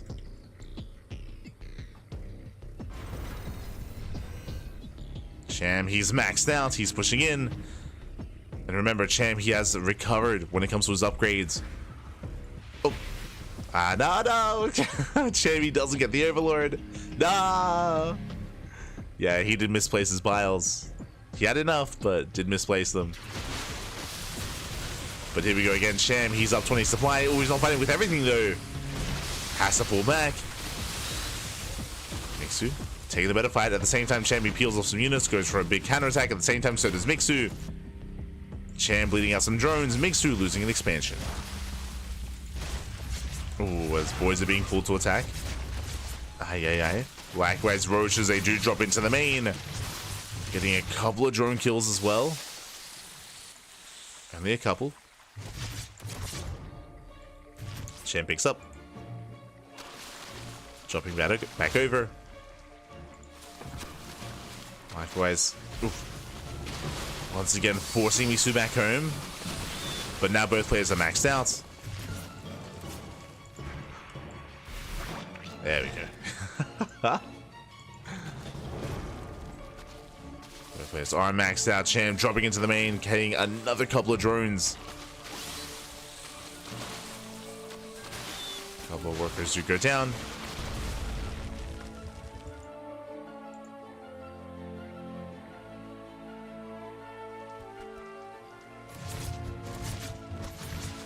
As Mixu just keeps going for those run-bys, keeps catching Cham out of position. Getting another queen. Mixu moving in. Upgrades are not even. Even upgrades. Cham is working on 2-2. Oh, the wilds do connect. Wilds are connecting.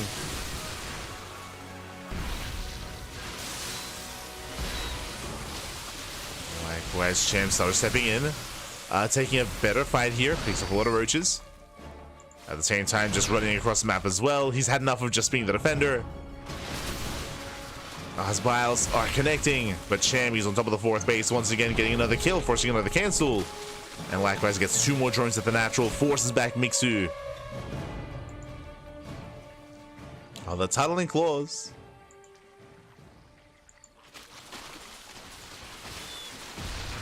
And Cham is taking up towards lurkers. Still gaining a little ground with his roaches. Oh, as he attempts to dive, but is going to be denied. Contamination on the Eva chamber. Oh, kills the third base. Massive pickup. And Cham, he sniped the fourth. He sniped the third. Cham pulling Mixu apart. Mixu, he does keep up with the roaches, but Mixu has lost so many bases, so many expansions.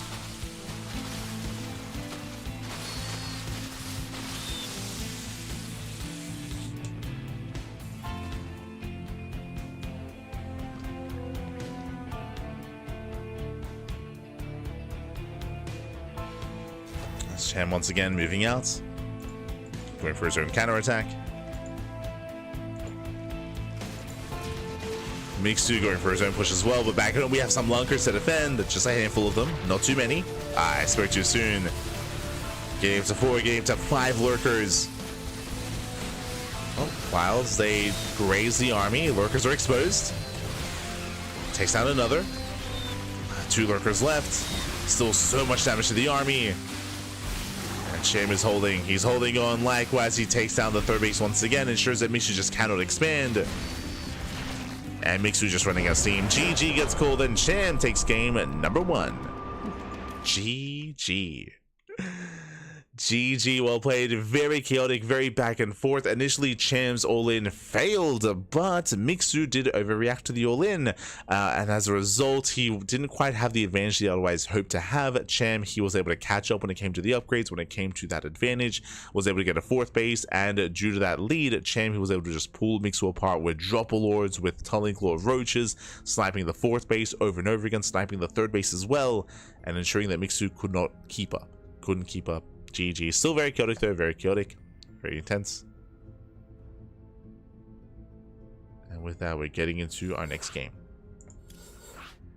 Getting into game number 2.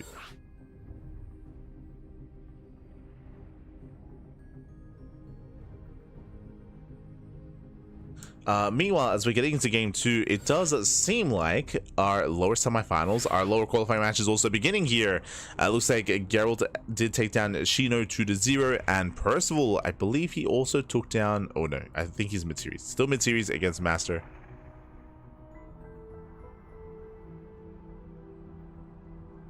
Still mid-series.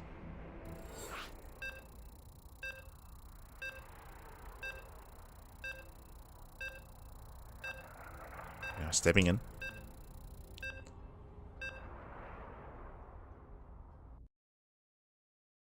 But again, Gerald, he's also waiting in that lower qualifying match. For now, though, we continue our ZVZ. Game 2 is going to be on Percival. Let's go. Now, remember, this is still best of 5. This can still go either way. Still early in the best of.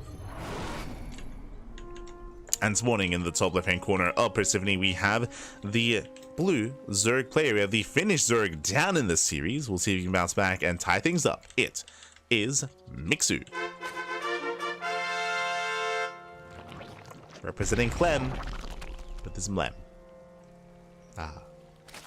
And spawning in the bottom left-hand corner, we have the Mexican Zerg player, the red Zerg representing Exeritus Esports. It is Cham.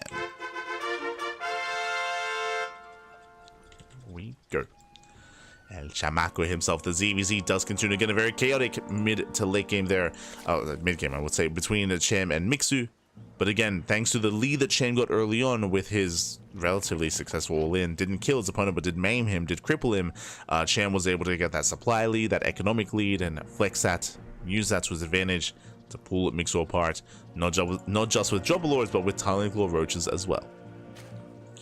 Towards the end, the cherry on top was the Lurker tech, which was not quite necessary, but he got there. It's all good. Did get there in the end as well.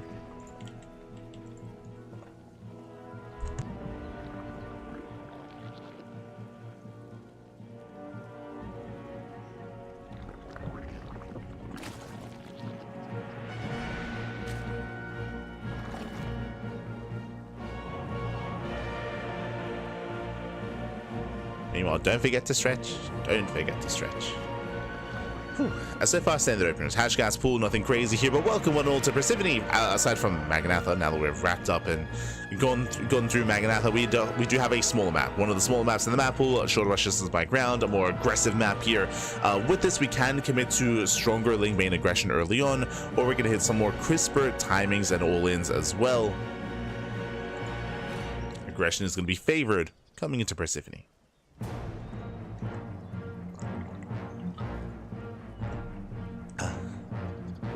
Is going to be more favored.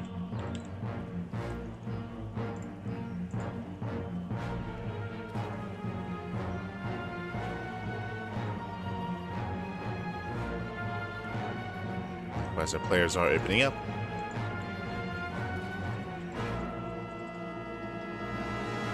Both players expanding, going for their third bases.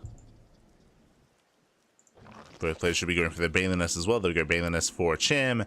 And we should be seeing one from Mixu as well. He has the money for it. Yo, what's going on? Mixu skipping his Baliness. Okay. He's going for a Link Flood. A Link Flood is on the way. We have 6 Links in production. Now, this Link Flood is going to be necessary if Mixu wants to skip Banelings and go into Roaches. Oh, as he goes for a later Baneling Nest. Interesting. I don't know if that was intentional. But it does mean that he's going to be working with pure Ling for longer, which is a concern. Lings are amassing for both players. And this time both players are committing harder to Ling Bane.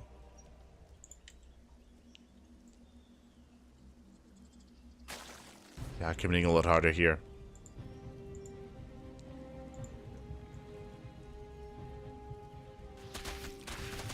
Lings, they try to slip by. Getting into the main, cheeky moves out of Cham. He slips in. And did Mixu notice? Did he notice what was going on? Cheeky moves there out of Cham. Let's go. No shot. Morphing in the Banelings. Mixu, I mean, Queens are somewhat getting in position. Somewhat. Cham, he defends back at home. He's pushing towards the third. There, he knows. Yeah, he does know. He does find the Banelings. Cham trying to pull a fast one over on Mixu. No shot, but he does get in. Oh no, he can zone. Oh, massive connection. Yeah, drone's going to be going down, still making use of those Banelings. And Cham does slip past. Drones are falling left and right, and this is getting out of hand. This is becoming far too much here. GG gets called, and Cham, he pops off. He does take a 2-0 lead in the series. GG. Aye. In one fell swoop. The cheeky Banelings in the main base. He didn't get into the middle line, not the way that he wanted, but it was still a way to support his army, to meet up with that army as well. Alas, Mixu, he was out of position with his own Banelings. Remember, the reason why he had a late Baneling Nest. It was a late Baneling Nest, so late Baneling production means that they never really came into play. He was morphing in 2 Banelings at his third base, but it was the natural that was compromised. And with that, Cham takes a 2-0 lead. And now we're getting into game 3. The pressure is on Mixu. Can he fight back? Can he bounce back? Can he recover and make a series out of this? I believe he can, but the pressure is on. Pressure is on.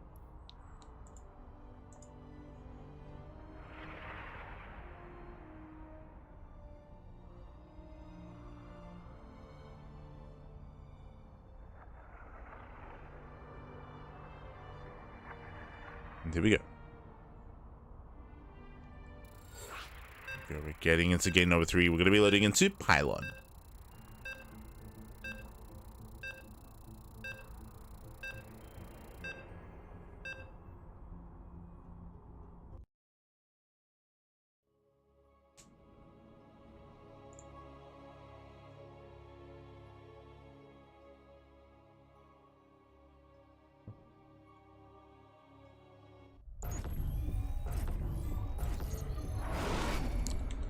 Here we go, we're getting into our game 3, and I'm hoping not the final game of the series, but the pressure is on. And spawning in the bottom right hand corner, we have the Finnish Zerg player, the Blue Zerg, down in the series 0-2, but now the comeback about to begin. It is Mixu. And spawning in the top left hand corner, we have the red Zerg player, Falena Mexico, representing Xerxes Esports, 1 game away from claiming the series and qualifying for the main event. It is a Cham.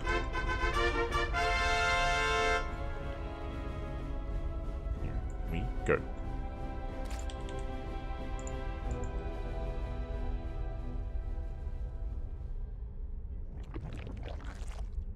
So we are going to be setting up. Be setting up here again. We have initial hatch first, no crazy 12 pool or 13-12 or 12-11 or 14-14, nothing quite like that. We're settling in. Meanwhile, welcome to Pylon. Pylon, similar to Percival, is also one of the more aggressive maps in the map pool. It is very wide, it is very large as a map, but the rush distance by ground is very direct and a little bit shorter here, so you can be more aggressive. We spoke earlier about how small Percival is, and it made sense why our players were so aggressive, so active early on. Here, I wouldn't be surprised if we see something similar. Another commitment into Lingbane. We shall see.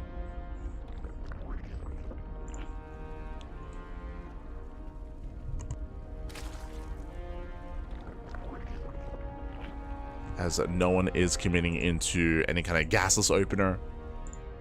From here, we could see some attempted 2-base roach play, but I'm not too fond of the idea of going 2-base roaches on Pylon too much.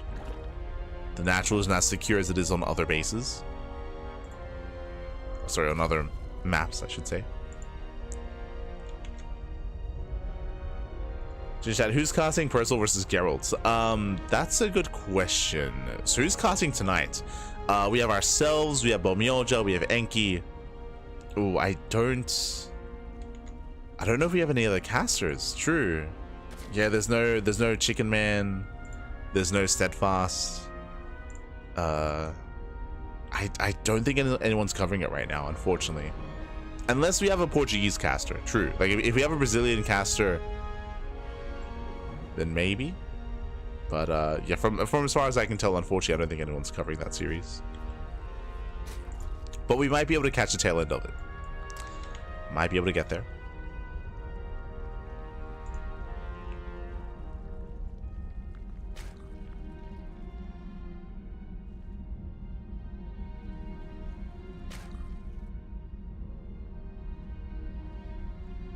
As things are amassing. Mixu, he's cutting workers earlier. Yeah, he's cutting drones here at 25. We have 18 lings on the way. Evo chamber, no Bailey nest, and Cham also skipping his own Bailey nest as well. Ooh, okay, so no Bailings for Mixu, no Bailings for Cham, but Mixu's the one that's ling flooding, and he does zone with the Overlord. He zones back the Overlord. Lings they will avoid. They skirt around the edge of the map. Cheeky move here out of Mixu. So far unscattered, unseen, but Cham, he fully walls up 2-base. So he's playing 2 bases. Mixu claims a 3rd. Cham playing 2-base roach, plus on range on the way. And Mixu, can he break this wall? The queens are exposed. He's going for the queens. We have a secondary wall behind this. No transfuse. The queen is going to go down. Oh, he's going to get both. But the Eva chambers are done just in time. We have both queens fall. Yo, oh, the tumor though. Does he squeeze himself over the wall? No shot. He did. Cham. He's got some moves. He saves the queen. He saves the queens. Roaches have arrived, and with that, Cham has a better economy. Mixu's in a rough place. Remember, Mixu, he cut workers early at 25 to go for the Ling Flood, a Ling Flood that doesn't do much damage. It killed only one queen. He killed one queen. Cham, he gets away with a better economy for longer. Now he's taking gases, building up roaches. And Cham is now in a better position. But now we reach our next phase of the game. The question becomes, does Cham go for a 2-base all-in from here? Does he cut workers and just go 2-base all-in? Or does Cham expand? We have the answer. Cham is expanding.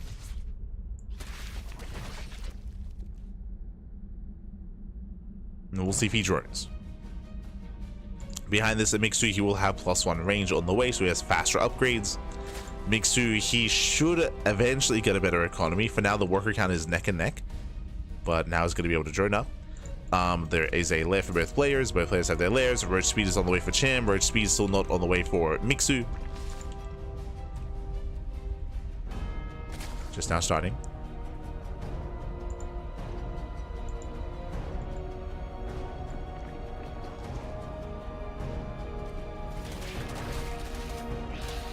As the Mixu catches a queen. Not bad.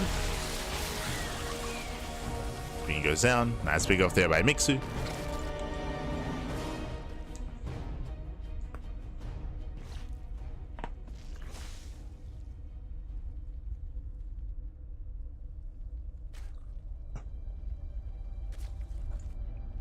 Roaches are building up. Mixu, he's not droning up this third. Mixu, as you can see, he's transferring workers.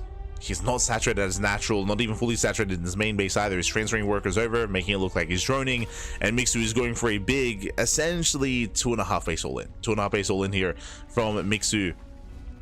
Meanwhile, Cham is droning. Oof, Cham, he's droning up. And we spoke about the rush distance by ground on pylon, how short it is, how direct it is. Now he knows. Now Cham knows. He sees the main army, and it might just be too late. Like, it takes seconds to get across the map. As Mixu is already there. He's basically already here. Cham, no spine crawlers. No spines. He's got a couple of ravagers, which will help. We see Mixu peeling off some roaches, coming in from behind. Just going past the army. And Cham, he's being pulled apart here. He overreacts. Now here comes the main force. Oh! Miles, they zone away. They zone away. Cham, he defends his natural, but what about the third? Read. Well, the Bile. Oh my god, the Biles do connect. The Biles connect to Cham. He does pop out with reinforcements. He does defend even without spine crawlers. I'm a little bit in shock here, but GG, he does shut this down. And even with Cham responding to the run by, even responding with more roaches, Cham holds. Wow, GG. Cham, he was down 20 army supply when the fight started, by the way, when the push began. But no, Cham, he does hold on. I thought that he was underreacting. He did drone up 10 extra workers than his opponent, but GG, Cham, he holds nonetheless, shuts it down, and Cham will take the series and qualify for RSL. GG, congratulations here. Cham, he will qualify for the Revival StarCraft 2 League for Season 1 through the Americas Qualifier. GG, well played, congratulations. With that, he will make it through. I have to message him.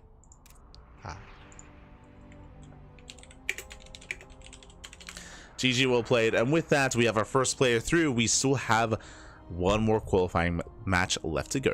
Let's go. As we switch things over and catch up on the brackets, we have a PVT. Percival, he took down at Master 2-0 to take him down, and we do have Gerald and Percival facing off in that lower match. Let's go. Let us go.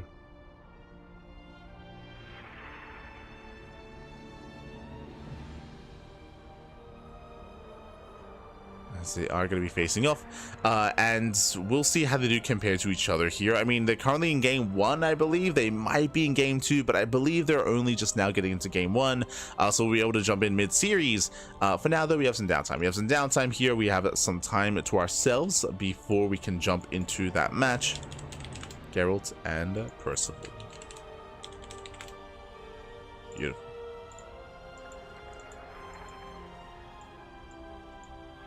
are getting ready. We are setting up.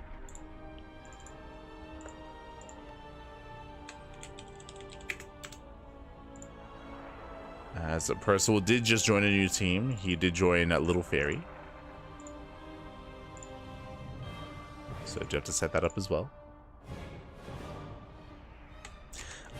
Those biles, they did. The biles, they popped off. They popped off. But with that, we are going on a short break. We're going to be going on a short break here. As you can see, there's only one series left. Again, top 2 qualify. So Cham, he already qualified, and the finals will not be played. Cham, he doesn't have to play another match. Cham, he is done here for the event, for the broadcast, and we have Gerald and Percival facing off in that final series. We're going to be going on a break. When we come back, we'll be jumping in mid-series into Gerald and Percival. See you soon after the break. See you soon. See you soon.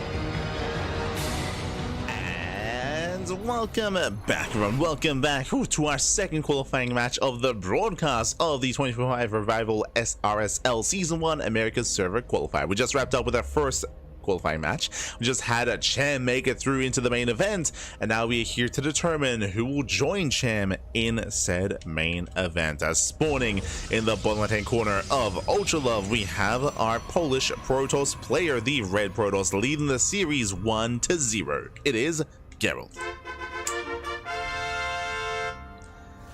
And spawning in the top right hand corner, we have the South Korean Terran player, the Blue Terran, representing his new team, Little Fairy. It is Percival. And if you're in the chat, you know what time it is. It is Gamba time. Predictions are now open. Place your bets on who you think will claim the series. Best of luck in the chat as you can get your Gamba, or as you can get your Gamba going as you step into our fresh, or not quite a fresh, best of 5. We are jumping in mid-series. Gerald is up 1-0, but predictions now open. Place your bets. Best of luck. It was a very intense back and forth game one. Game one lasted like what, almost 20 minutes? Almost 20 minutes game one. So it did go the distance here between these two players. We'll see if we can get there again as we load into Ultra Love. Let's go. Let's go. Now, we've discussed this before. Gerald, he has some killer late game PvT. We have seen Gerald defeat Bjorn. We've seen Gerald defeat Cure. And these are recent results as well. So Gerald, he can defeat Percival as well. But again, as I mentioned, Gerald does thrive in longer and later games. Percival, on the flip side, thrives in the early game. 2 base all-ins. Like when I think of Percival, when I think of PvT, I think TVP, I think of 2 base all-ins. Like non-stop 2 base all-ins, 2 base aggression is where Percival does thrive. Speaking of double gas opener out of Percival, going for a faster factory here, faster factory. From here we can go into a delayed TC, into a faster starport, into an early cyclone push, early tank push as well. We'll see what is done with the add-ons. We'll see if we go into tech labs and where the tech labs are placed. As Percival, he does have options with the double gas opener. Does have options.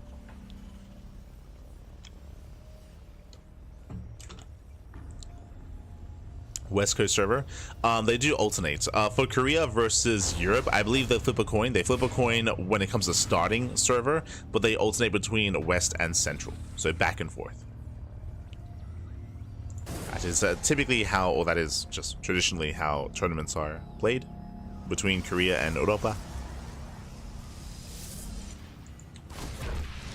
As the probe is hunted down. And again, we do have our 1-1-1. Now we have no tech lab yet. It is going to be Hellion into Widowmine. Yeah, Hellion into Widowmine, into Widowmine drop. From here, we can go into Reactor. We can go into a tech lab. But we'll see where our factory production does lead us. If not, going into another Widowmine would just insinuate just standard drop play. Widowmine is out. Stalker adept at poking forward. We have our tech of choice. Going to be a Twilight Council opener here by Gerald. Does open Twilight Council. Can he bait out the mine? Oh, not quite. Not quite lined up. How many gateways back at home so far? 2 gates.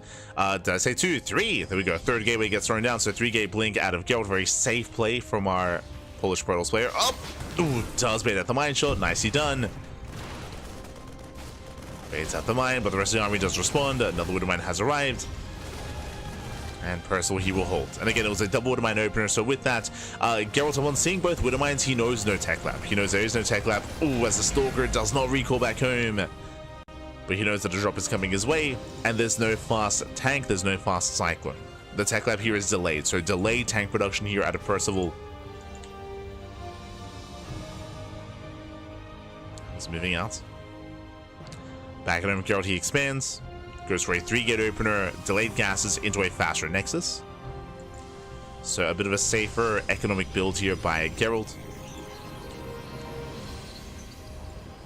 Drop does boost into the bases, heads into the main. And the boys are being pulled. No! Oh my god, bro, connection, 7 probes go down. Ay, not like this. 9 probe kills, 10 probe kills. As Geralt, he did react too late here to those Widowmines. Far too late. But that Percival does pop off. Behind this, we do have a Banshee play. So tank production back at home into Cloak Banshee, or into regular Banshee, I should say. Percival, he's building up.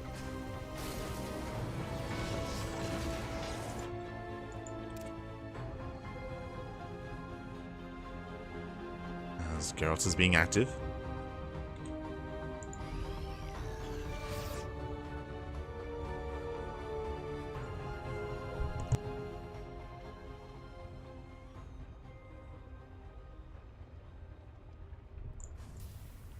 Being active, it does gain high ground vision. He can blink into the main. Tanks out of position. Egg does go for the main base. Production is under fire.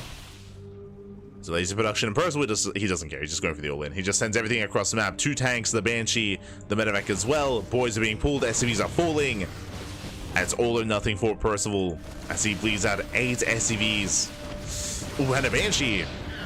Banshee goes out of the tank. What a last. One more volley. Oh no, he does get it. Tank goes down as well. But Gerald, he will lose the third. Very chaotic game state here. Gerald, he does deal crippling damage across the map, but at the same time, the third base is going to go down. Takes down the third. Stalkers, they blink in. We spoke earlier, Percival, he does thrive in this kind of game state. He does thrive here with this kind of 2-base play. Takes down the third. Stalkers are dealt with. But Percival, he has to keep going. He can't stop. He has to keep pushing. Mine shot baited out. Mine shot is baited. Stalkers are coming from behind. And Gerald, he's holding. Yeah, he's holding on just barely. I say that tank does siege. Tank sieges up, going for the Stalkers. Does go for the Stalkers. Ooh, Pro Bradley's in. That was 17 SCV kills across the map. Gerald not quite able to clean this up yet. Army's getting low. Gerald going for a ninja. Going for the ninja. Let's go. Goes to the expansion. Oh my god. So he does snipe one of those Banshees. Percival still rallying across the map. Still going for the kill. Still going for the throat. Tanks are sieging. The army blinks in, but I believe Percival, he should have enough. Yeah, he does have enough. Takes out every single Stalker. Percival, he breaks the main army, takes down the gateway, and Percival, he has done it. He has broken Gerald. The ninja base is nice, but alas, it is not going to get up and running. It's not going to impact his defense. His pylons are going down, and the natural is forfeit. Gerald trying to catch reinforcements. Again, he's down to 3 Stalkers. Barely an army.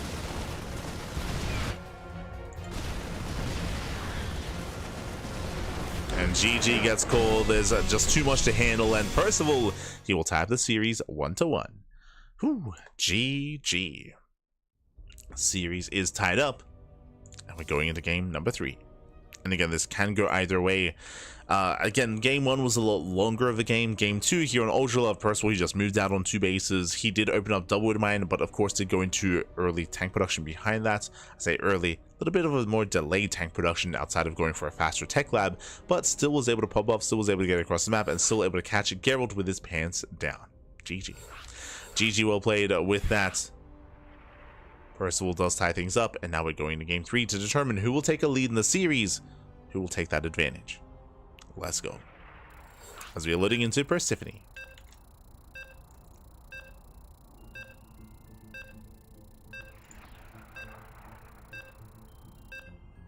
We're loading in.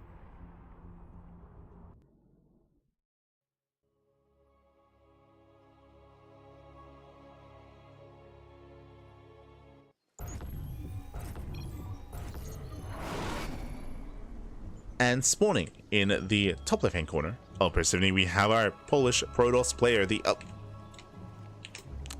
red Protoss representing Streamer Zone. It is Gerald. And spawning in the bottom left hand corner, we have the South Korean Terran player, the blue Terran representing Team Little Fairy. It is Percival. Here we go. So Terran vs Protoss match does continue. Now, speaking of early game aggression and speaking of Percival, again, that's where he thrives. Welcome to Persephone. One of these smaller maps in the map pool. Rush distance by ground is very direct, very short, so aggression is favored on this map. We'll see if Percival is once again able to catch Gerald with his pants down. The pressure's on. There's no surprise here. Once again, double gas opener. Once again, our goal is to keep an eye on the factory, to keep an eye on the tech lab timing, and whether or not he does go into those tanks early on.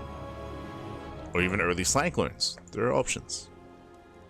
I mean, a big part of the success, of course, of Percival was last game with his Widowmine drop. He was able to get over 7 probe kills. I think it was 9 in total. He got insane damage in the main. Damage that shouldn't have happened.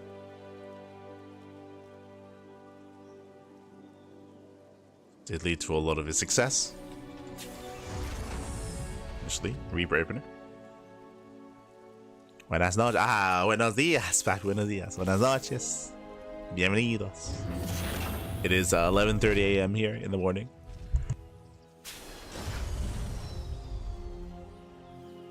Still getting alerts. Waking up. Our castle was earlier than normal today. Earlier than normal. So I did not get a lot of sleep. But we're okay. We're okay.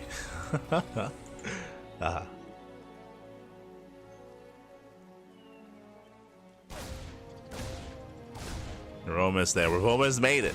Almost made it. Let's go. As of now, we are settling in. So once again, double gas opener into a faster factory. CC on the high ground this time from Percival.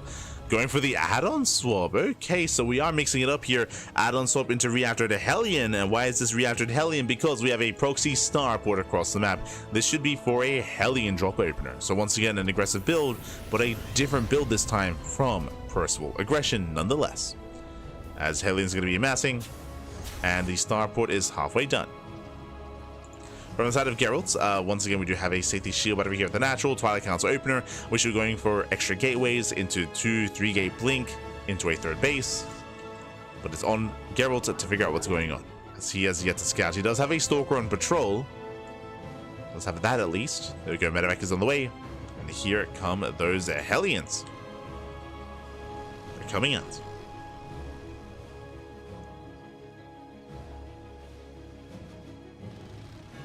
Hellions are being active. 2 more gateways on the way, so that's going to be a 3-gate setup in total. So 3-gate blink out of Gerald. Ooh, meanwhile, that's a second Rax. Second Rax before the starport. Hyper aggression here from Percival. So it opens up with a Hellion drop into what looks to be a 2-on-1 variation. I say that this could be... Oh, there we go. Yes, sorry, starport is coming back. In my mind, I'm like, oh, it's a Rax before starport. No. Remember, it was proxy. True. Does get in. He can one-shot. He can one-shot probes, and probes are getting roasted. Voids are being pulled, and that's going to be 6 probe kills so far, but he needs more than that. And so far, he gets up to 9. And 9 workers go down. 11. Getting up to 12, and 2 Hellions do escape. So 12 probe kills in the main. Shield battery finishes up a little bit too late. Brutal damage dealt already. And Percival, he is 1 step closer here to taking a lead in this series. Behind this, building up his Marines. Tech Lab is on the way, going into his own stim timing. But until then, he should be stuck at home. Percival, I believe he's going to be defending back at home until stim is done. Until his upgrades kick in, then he can break out. As he's getting into his 3-1-1 setup.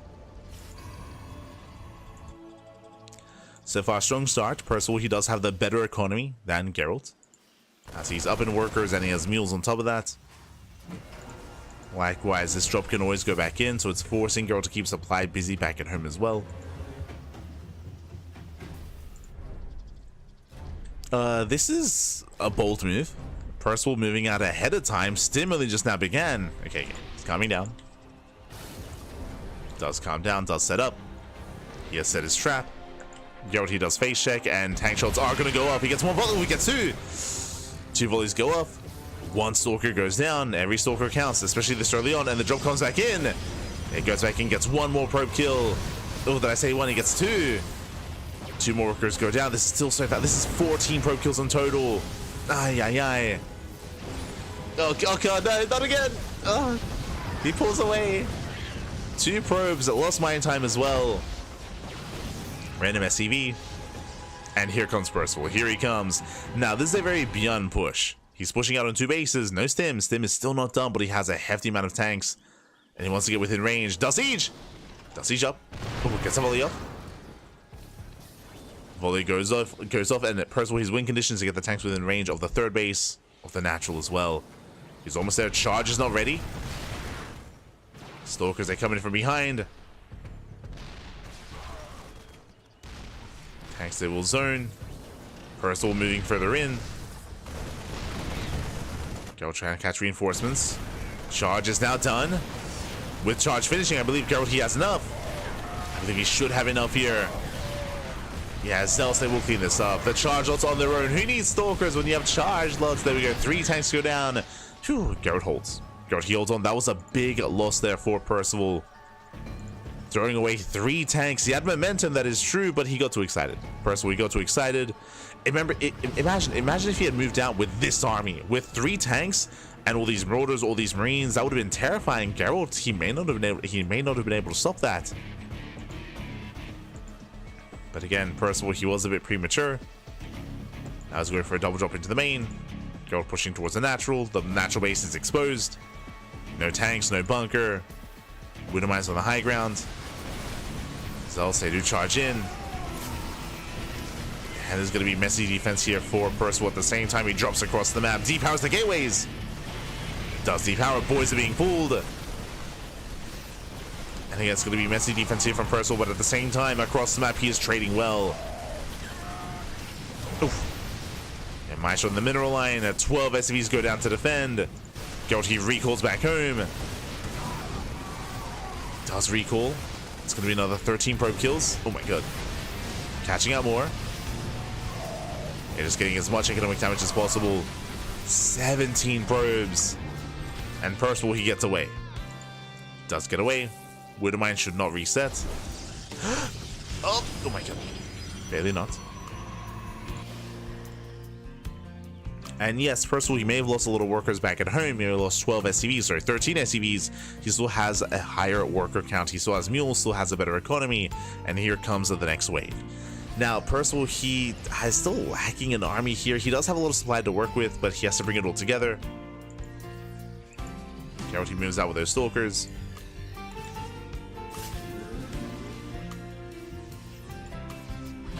Force back.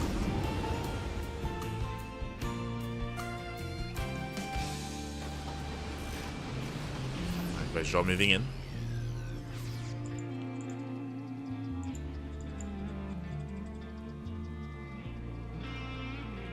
There we go. Does sneak out across the map. Gerald, he's out of position. There's nothing to defend. Gerald, he's across the map. Remember, recall's on cooldown. GG gets called. Cole with his pants down. And Percival, he will take a 2-1 lead. GG. Whew. GG, well played. Gerald, he's being very active on the map. He was trying to catch out the army. He missed the entire force. He missed the drop. And with that, GG. Percival, he is 1 game away from claiming the series. Let's go. Let us go.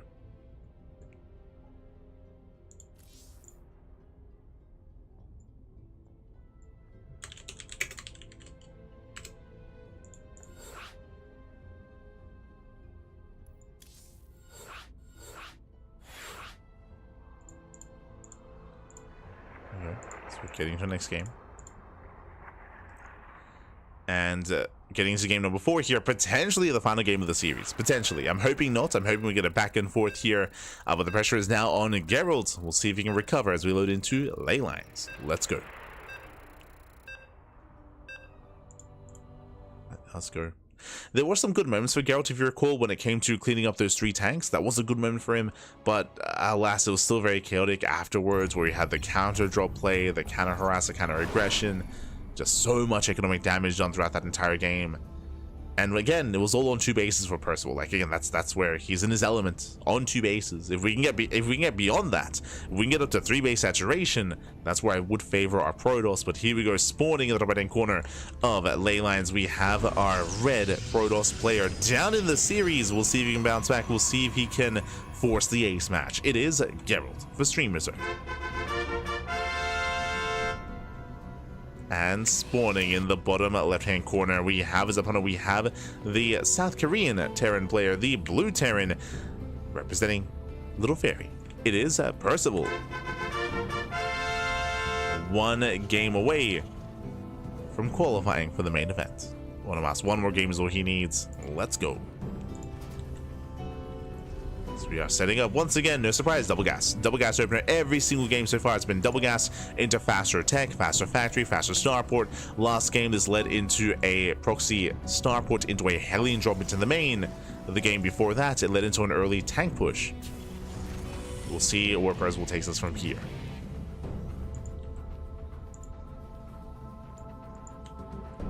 Meanwhile, Gerald, he just wants a third. Gerald, he just wants to get up to 3-base saturation. He just wants to get into the mid game.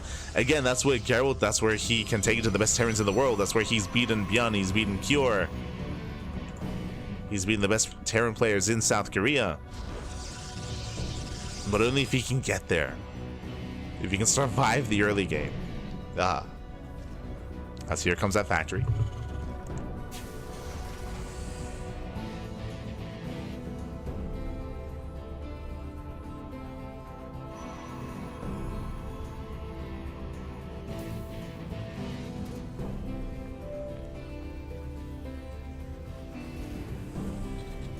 This is where we say like, oh, just open Robo.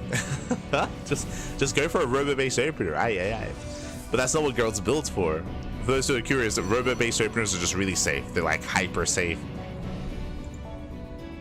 But it does mean that you relinquish map control and you're more defensive and more turtly. Like there's definitely a downside to it. And it's very niche. Creator, for example, he's very fond of it. Creator, the Korean Protoss. But it is going to be a Twilight Council opener out of Gerald. Now, we'll see. Gerald, he has been going for 3-gate blink, but we might, at this point, we might just see 3-gate blink with gases with a Robo before the third base. As Percival 1-1-1. Ooh, early Tech Lab.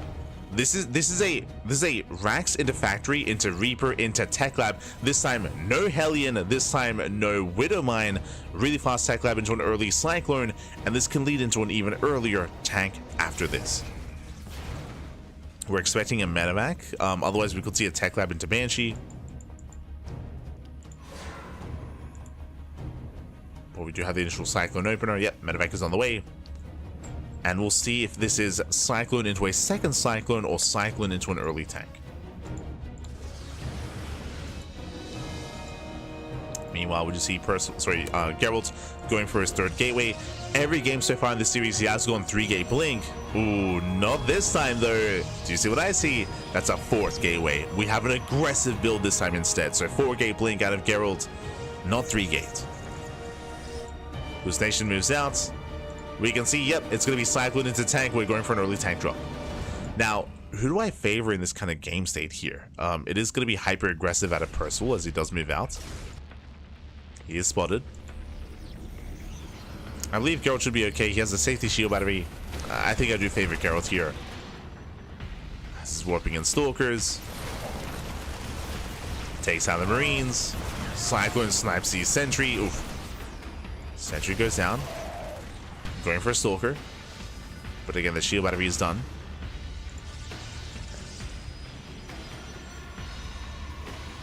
Oh, hello, Rowdy. Good to see you. Yes, they're out. Always good to see you. And here it comes. Remember, it was early Tech Lab, early tank, second tank is on the way as well. Trying to catch a Gerald. Oh no! He face checks! Oh, hold position? Percival, what's going on? The whole position micro, a little bit too strong. There was some free damage. He could have killed some Stalkers. 100%. Like, Gerald, he just walked up, got free damage on Cyclone, walked away, and 0 damage was dealt. Percival, pappy. There we go. Oh no! The full medevac goes down, tank does drop, but Gerald, he's shutting this down. And again, this could have been punished, but he will take down the tank. Massive pickoff.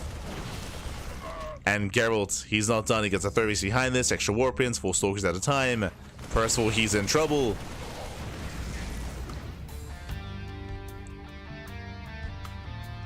Percival, he's in trouble here. Remember, he was so committed. He even pulled a couple of boys. He even, oh god, he almost rallies in another tank. And again, Percival, he wanted this to be across the map by this point. But he's stuck at home. He's stuck at home. Aye, aye, aye. A rough start for Percival. And Gerald holding onto the center.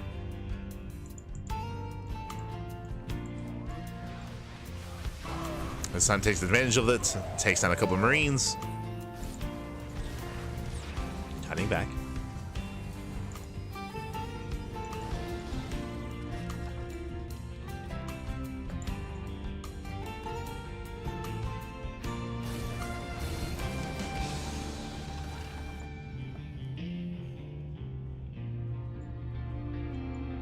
As Gerald, he rotates around. This time Percival, he's on the high ground. Let's go. And tank boy's going off on the stalkers. Charge also get on top of the first tank. The first tank does fall. And can he get the second? He barely won't. He barely will not get the second tank. Oh, it's gonna be close though. Jesus. It's quite close. Tanks, they barely survive. More boys are being pulled, but they get intercepted. And Chargers, they race on in, they clean up whatever's left over. Percival just completely torn apart here, losing every single tank.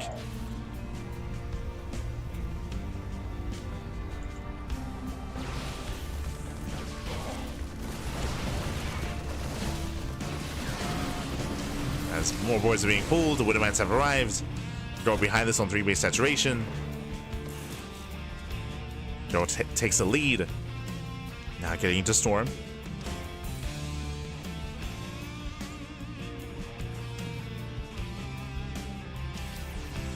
Getting into Storm, getting into his own forge, into upgrades. From here, it can take a 4th base as well. Gerald has map control. And Percival, he's in trouble behind this 3rd TC. And for the first time in what we've seen between these two players, Gerald, he finally gets up to full 3-base saturation. 4th base is on the way. Gerald, he is getting comfortable. He is reaching his kind of strengths in this game, in this matchup. The mid game. Let's go. He got there. Percival, he did his best to stop that from happening. If you remember, he was going for 2-base play. But there was some miscontrol from Percival. He wasn't able to punish the army. As he moves out, Stalkers are moving in. There's the recall back home.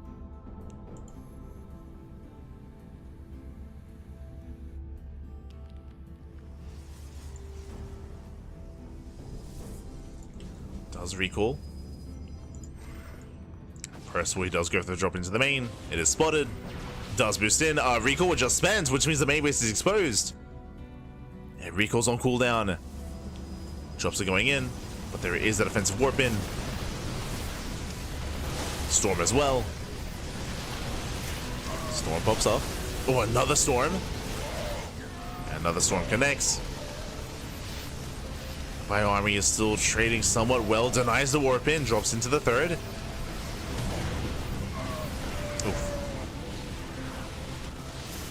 Last person, where he's being cleaned up, still gets 6 probe kills, which is nice damage, but he needs more. He needs much more than this. Percival just now landing his own 3rd.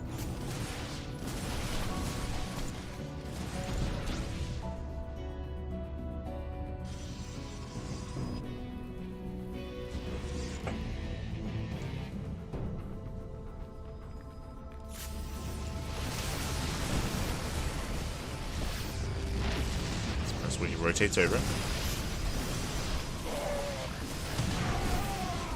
Some ice shields to the face.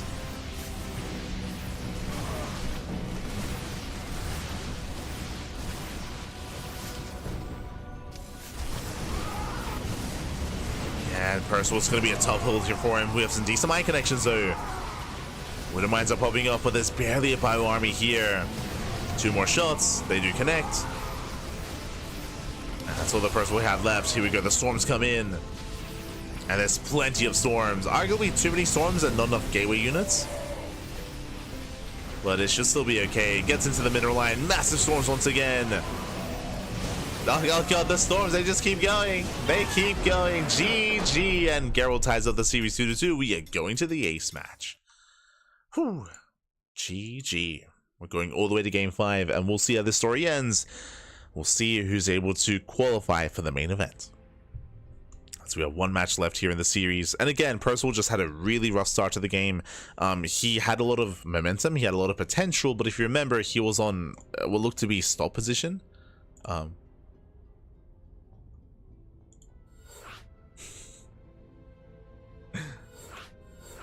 But he was on stop position in the center of the map, so even though Gerald face checked the tall grass, even though he face checked the army, there was no attack there. There was no punish for it. Gerald, he was able to pull out to get away, and he was able to rotate around, get behind the army, able to catch reinforcements, and that was game. when that happened. That was game then and there.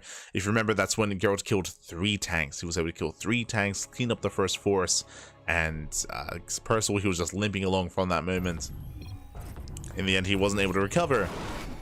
And now we're getting into the ace match. This morning, in the bottom left-hand corner of Tokamak, we have the Polish Protoss player, the red Protoss representing Streamer Zone. It is Gerald.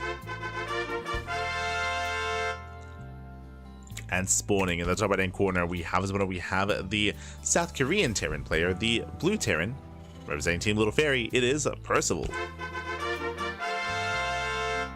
That was a ton of bad weather. It was. Or good weather, depending on your perspective. Like, some people, they like the storm, they like the rain.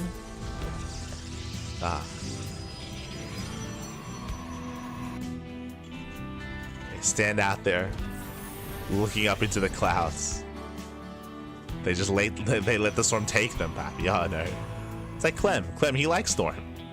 That's why he just takes it to the face. Oh no. Meanwhile, once again, double gas opener out of Percival. Double gas into a faster factory. Again, he's going double gas every game so far. And last game, he attempted to go for early tank aggression and early tank push, but he was intercepted. He was denied early on. Remember, the big reason for that is that last game, for the first time this series, Gerald went 4 gate blink. So he went for extra gateways, extra stalkers, extra aggression, and it worked wonders for Gerald in the last game. I wouldn't be opposed to Gerald doing that again, because chances are that Percival, I mean, he's going to be aggressive again. Chances are he's going to be committed. He does fully wall up here at his main. Going for that factory.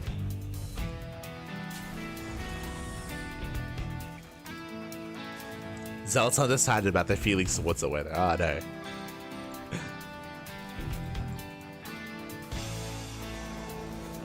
Terrans, they focus on combat shields. They should have brought combat umbrellas. Ah. True.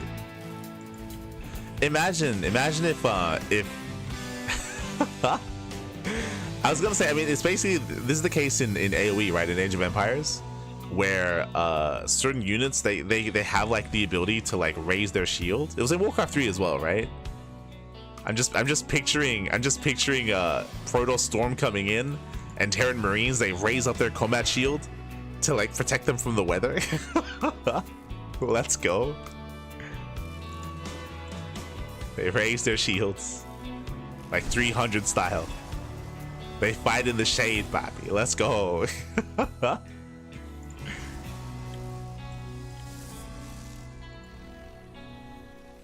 Meanwhile, oh, it is going to be Reactor first. Reactor Reaper Hellion. Okay, a bit of a different opener here. So we have additional Reaper Hellion this time.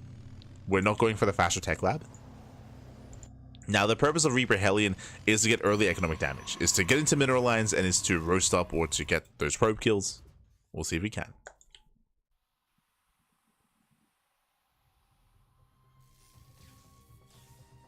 See if they can.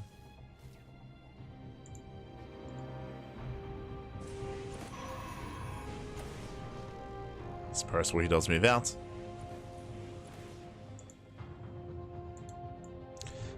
The wall, there is a bit of an opening, but there is a sentry for force field. Speaking of, oh, does have to dive, and the force field is ready. And Percival, he will not get in. It's going to be zoned away. You can see he's tempted, but likewise, Gerald wants to bait him in to force field the opening. Force field the natural. Percival, he has to back up. And so far, Gerald, he holds. He does hold, he does defend. This is 3-gate blink. So this is a 3-gate blink. Sorry, my apologies. Once again, 4-gate blink Stalker. Okay, I mean, he had success last game. He's doing it again. So 4-gate blink Stalker out of Gerald. Going for a bit of a later expansion in favor of extra gateways, extra warp pins, but the third base is still on the way. Behind this, Percival going for a tech lab in the factory. Add-on swap into Cloak Banshee. Okay. Cloak Banshee on the way. Now, my big concern here, remember, this was 4-gate blink. 4-gate blink into a third base. A big commitment here into stalkers, into gateway units. There's no robo. There's no robo. There is 0 detection. And the longer this goes on without detection, I mean, the worse it's going to be for Gerald. So, we should be seeing a robo soon. I'm hoping, at least. for that faster robo. Or for a robo. But now Percival gets zoned away. Pokes in, pokes out. Banshees are amassing. As the first Banshee has arrived, second one's on the way.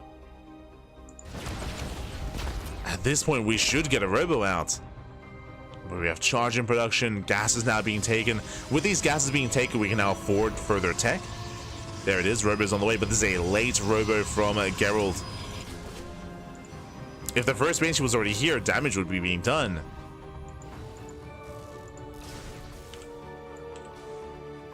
I knows. Yeah, there we go. With the hallucination, he scouts, he knows, he's aware. The Banshees, they had a window of damage. They still have a window. Drop into the main. The Banshees, they're still, oh, just now moving out. Job is cleaned up. Yeah, they're just now, these are late. The Banshees are late. There's just such a big window here. I mean, again, there's zero detection. They have cloak. They could have been popping off. But Percival, he is late. And detection will now be on the way. As he could have ended the game. I say detection is, there we go.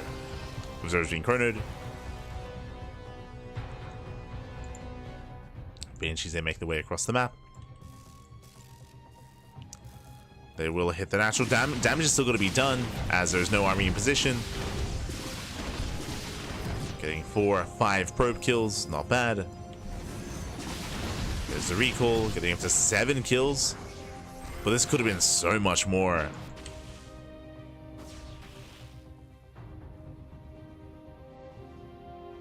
As they do keep Gerald at home. Behind this Percival, he's building up. Do you see what I see? I see 5 ranks. I see 2 ranks without any add-ons. We may just pull the boys. May just pull the boys. This does scream 2 base all in out of Percival. He's waiting for the upgrades, waiting for combat shields, waiting for sim. And then he will move out. Here we go. Colossal production has begun. There we go, Percival, he does commit. So there we go, the boys are being pulled, as we expected. He does send it across the map, and it's all or nothing for Percival. Just straight up 2 base all in. And Gerald, he does spot this, he does try to slow this down. Picks off a Marine here and there. Picks off 3 Marines so far, not bad. Oh, the boys are spotted, he knows. Gets a 4th Marine. Ideally, he wants those tanks. There's 4 tanks with this army. The Colossus has arrived. And the tanks, can they get close enough? He's going for the production. There we go, Gateway's under fire. Oh, and he zones away Gerald, he's down the ramp. And pushing up the ramp into the siege line. And Percival, he's done it. He's done it, he does outposition Gerald. Going straight for the production, Robo's exposed. Disruptor does arrive. He's got 1 Nova. Nova goes up. Oh, the splits are not good enough. Massive Nova. But the Robo goes down. That was the only Nova. Banshees, they go back in.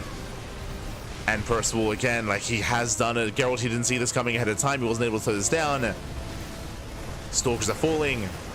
Gerald trying to catch reinforcements, but he can never deal with this army. He should never be able to push into these tanks. Not like this.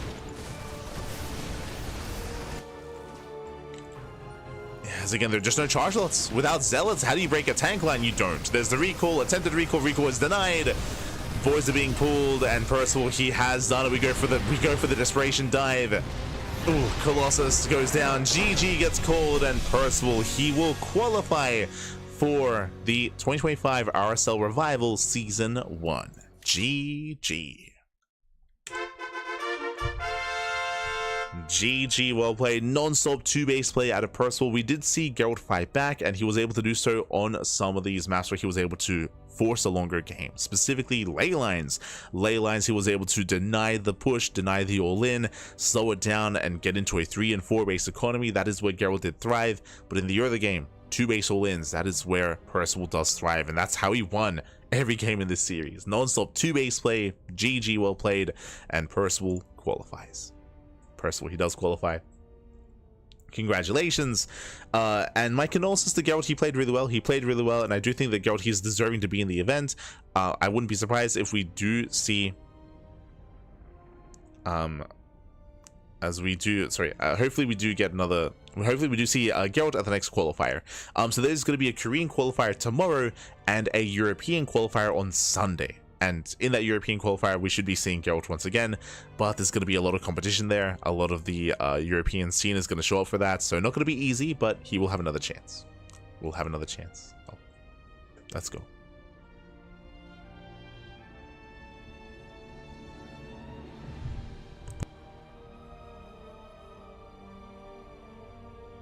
Here we go with that. Congratulations, and we have our top 2 to make it through. Just catching up on the brackets. From the upper half of the bracket, we had Cham. He was able to, I guess, breeze his way through. He took down Azura 2-0, Luna C 2-0, and Mixu 3-0 as well. So Cham was the first to qualify. Meanwhile, Percival, he went through Tabito, went through Master, and went through Gerald as well, also to qualify. Just barely with the 3-2 win over Gerald. Does qualify, does make it through. Congratulations. Congratulations. And with that, we wrap up our broadcast for the morning. We have wrapped up. When it comes to the rest of our schedule, as you can see here, we do have the OSC mid-season playoffs. That's going to be tomorrow morning, Saturday morning here at 9 AM KST. That's basically just under 24 hours. The same start time as this tournament tomorrow as well, or similar, I should say. So 9 AM KST is going to be the OSC mid-season playoffs. As you can see, we have the Revival RSL Korean qualifier tomorrow evening. That is going to be tomorrow, 12 hours from this hour. So, 12 hours, what? 7 hours. 7 hours from this hour, then at 24 hours from there is going to be the RSL Korean qualifier. After that, we have the Anonymous Cup in the evening. We have Sparkling Tuna Cup. We have more Anonymous Cup, and it's off the schedule, but Monday morning is going to be the European qualifier. So 3 days, Friday, Saturday, Sunday, 3 qualifiers, 1 for each region. And again, the European qualifier is going to be Monday morning. Monday morning for us, Sunday afternoon or Sunday evening for the European scene.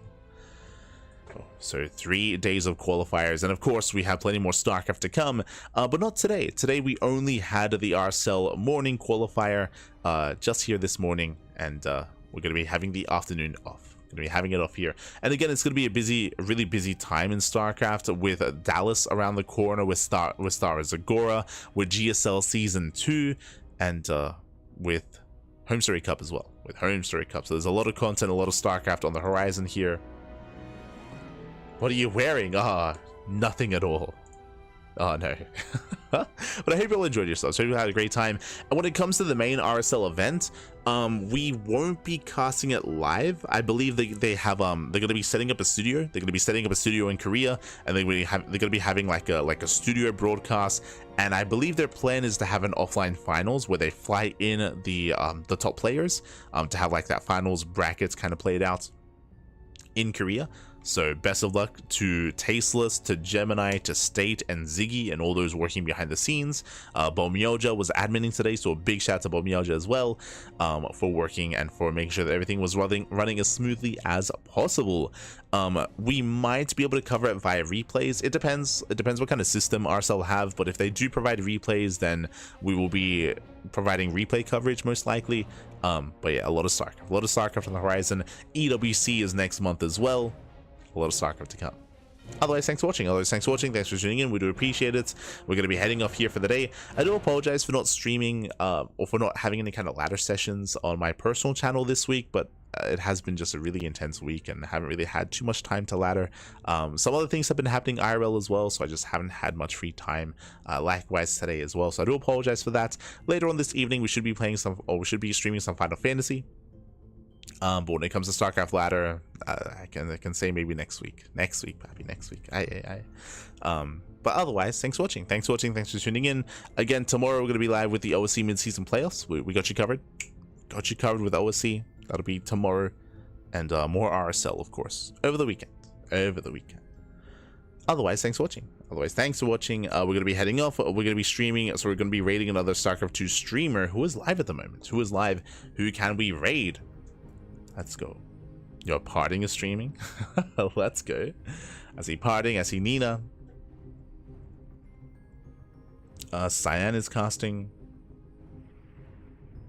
See Pateka playing Resident Evil. Let's have a look. We'll find something. We'll find someone to raid. Find someone to send everyone over to. I was gonna raid Belmioja, but I think he went offline. Este Belmioja. Alright, with that, we're going to be wrapping up. So I'll see you guys next time. Here on the CranKy Ducklings. See you tomorrow or the next time we see you. If you want, you can support us by following us on all the social medias. Check out our VODs on YouTube. We do upload VODs on a daily basis, so plenty of VODs on YouTube. And also, you can support us on Patreon as well. Otherwise, we'll see you guys next time. Until then, hasta luego. Ciao, papi, ciao. Hasta luego.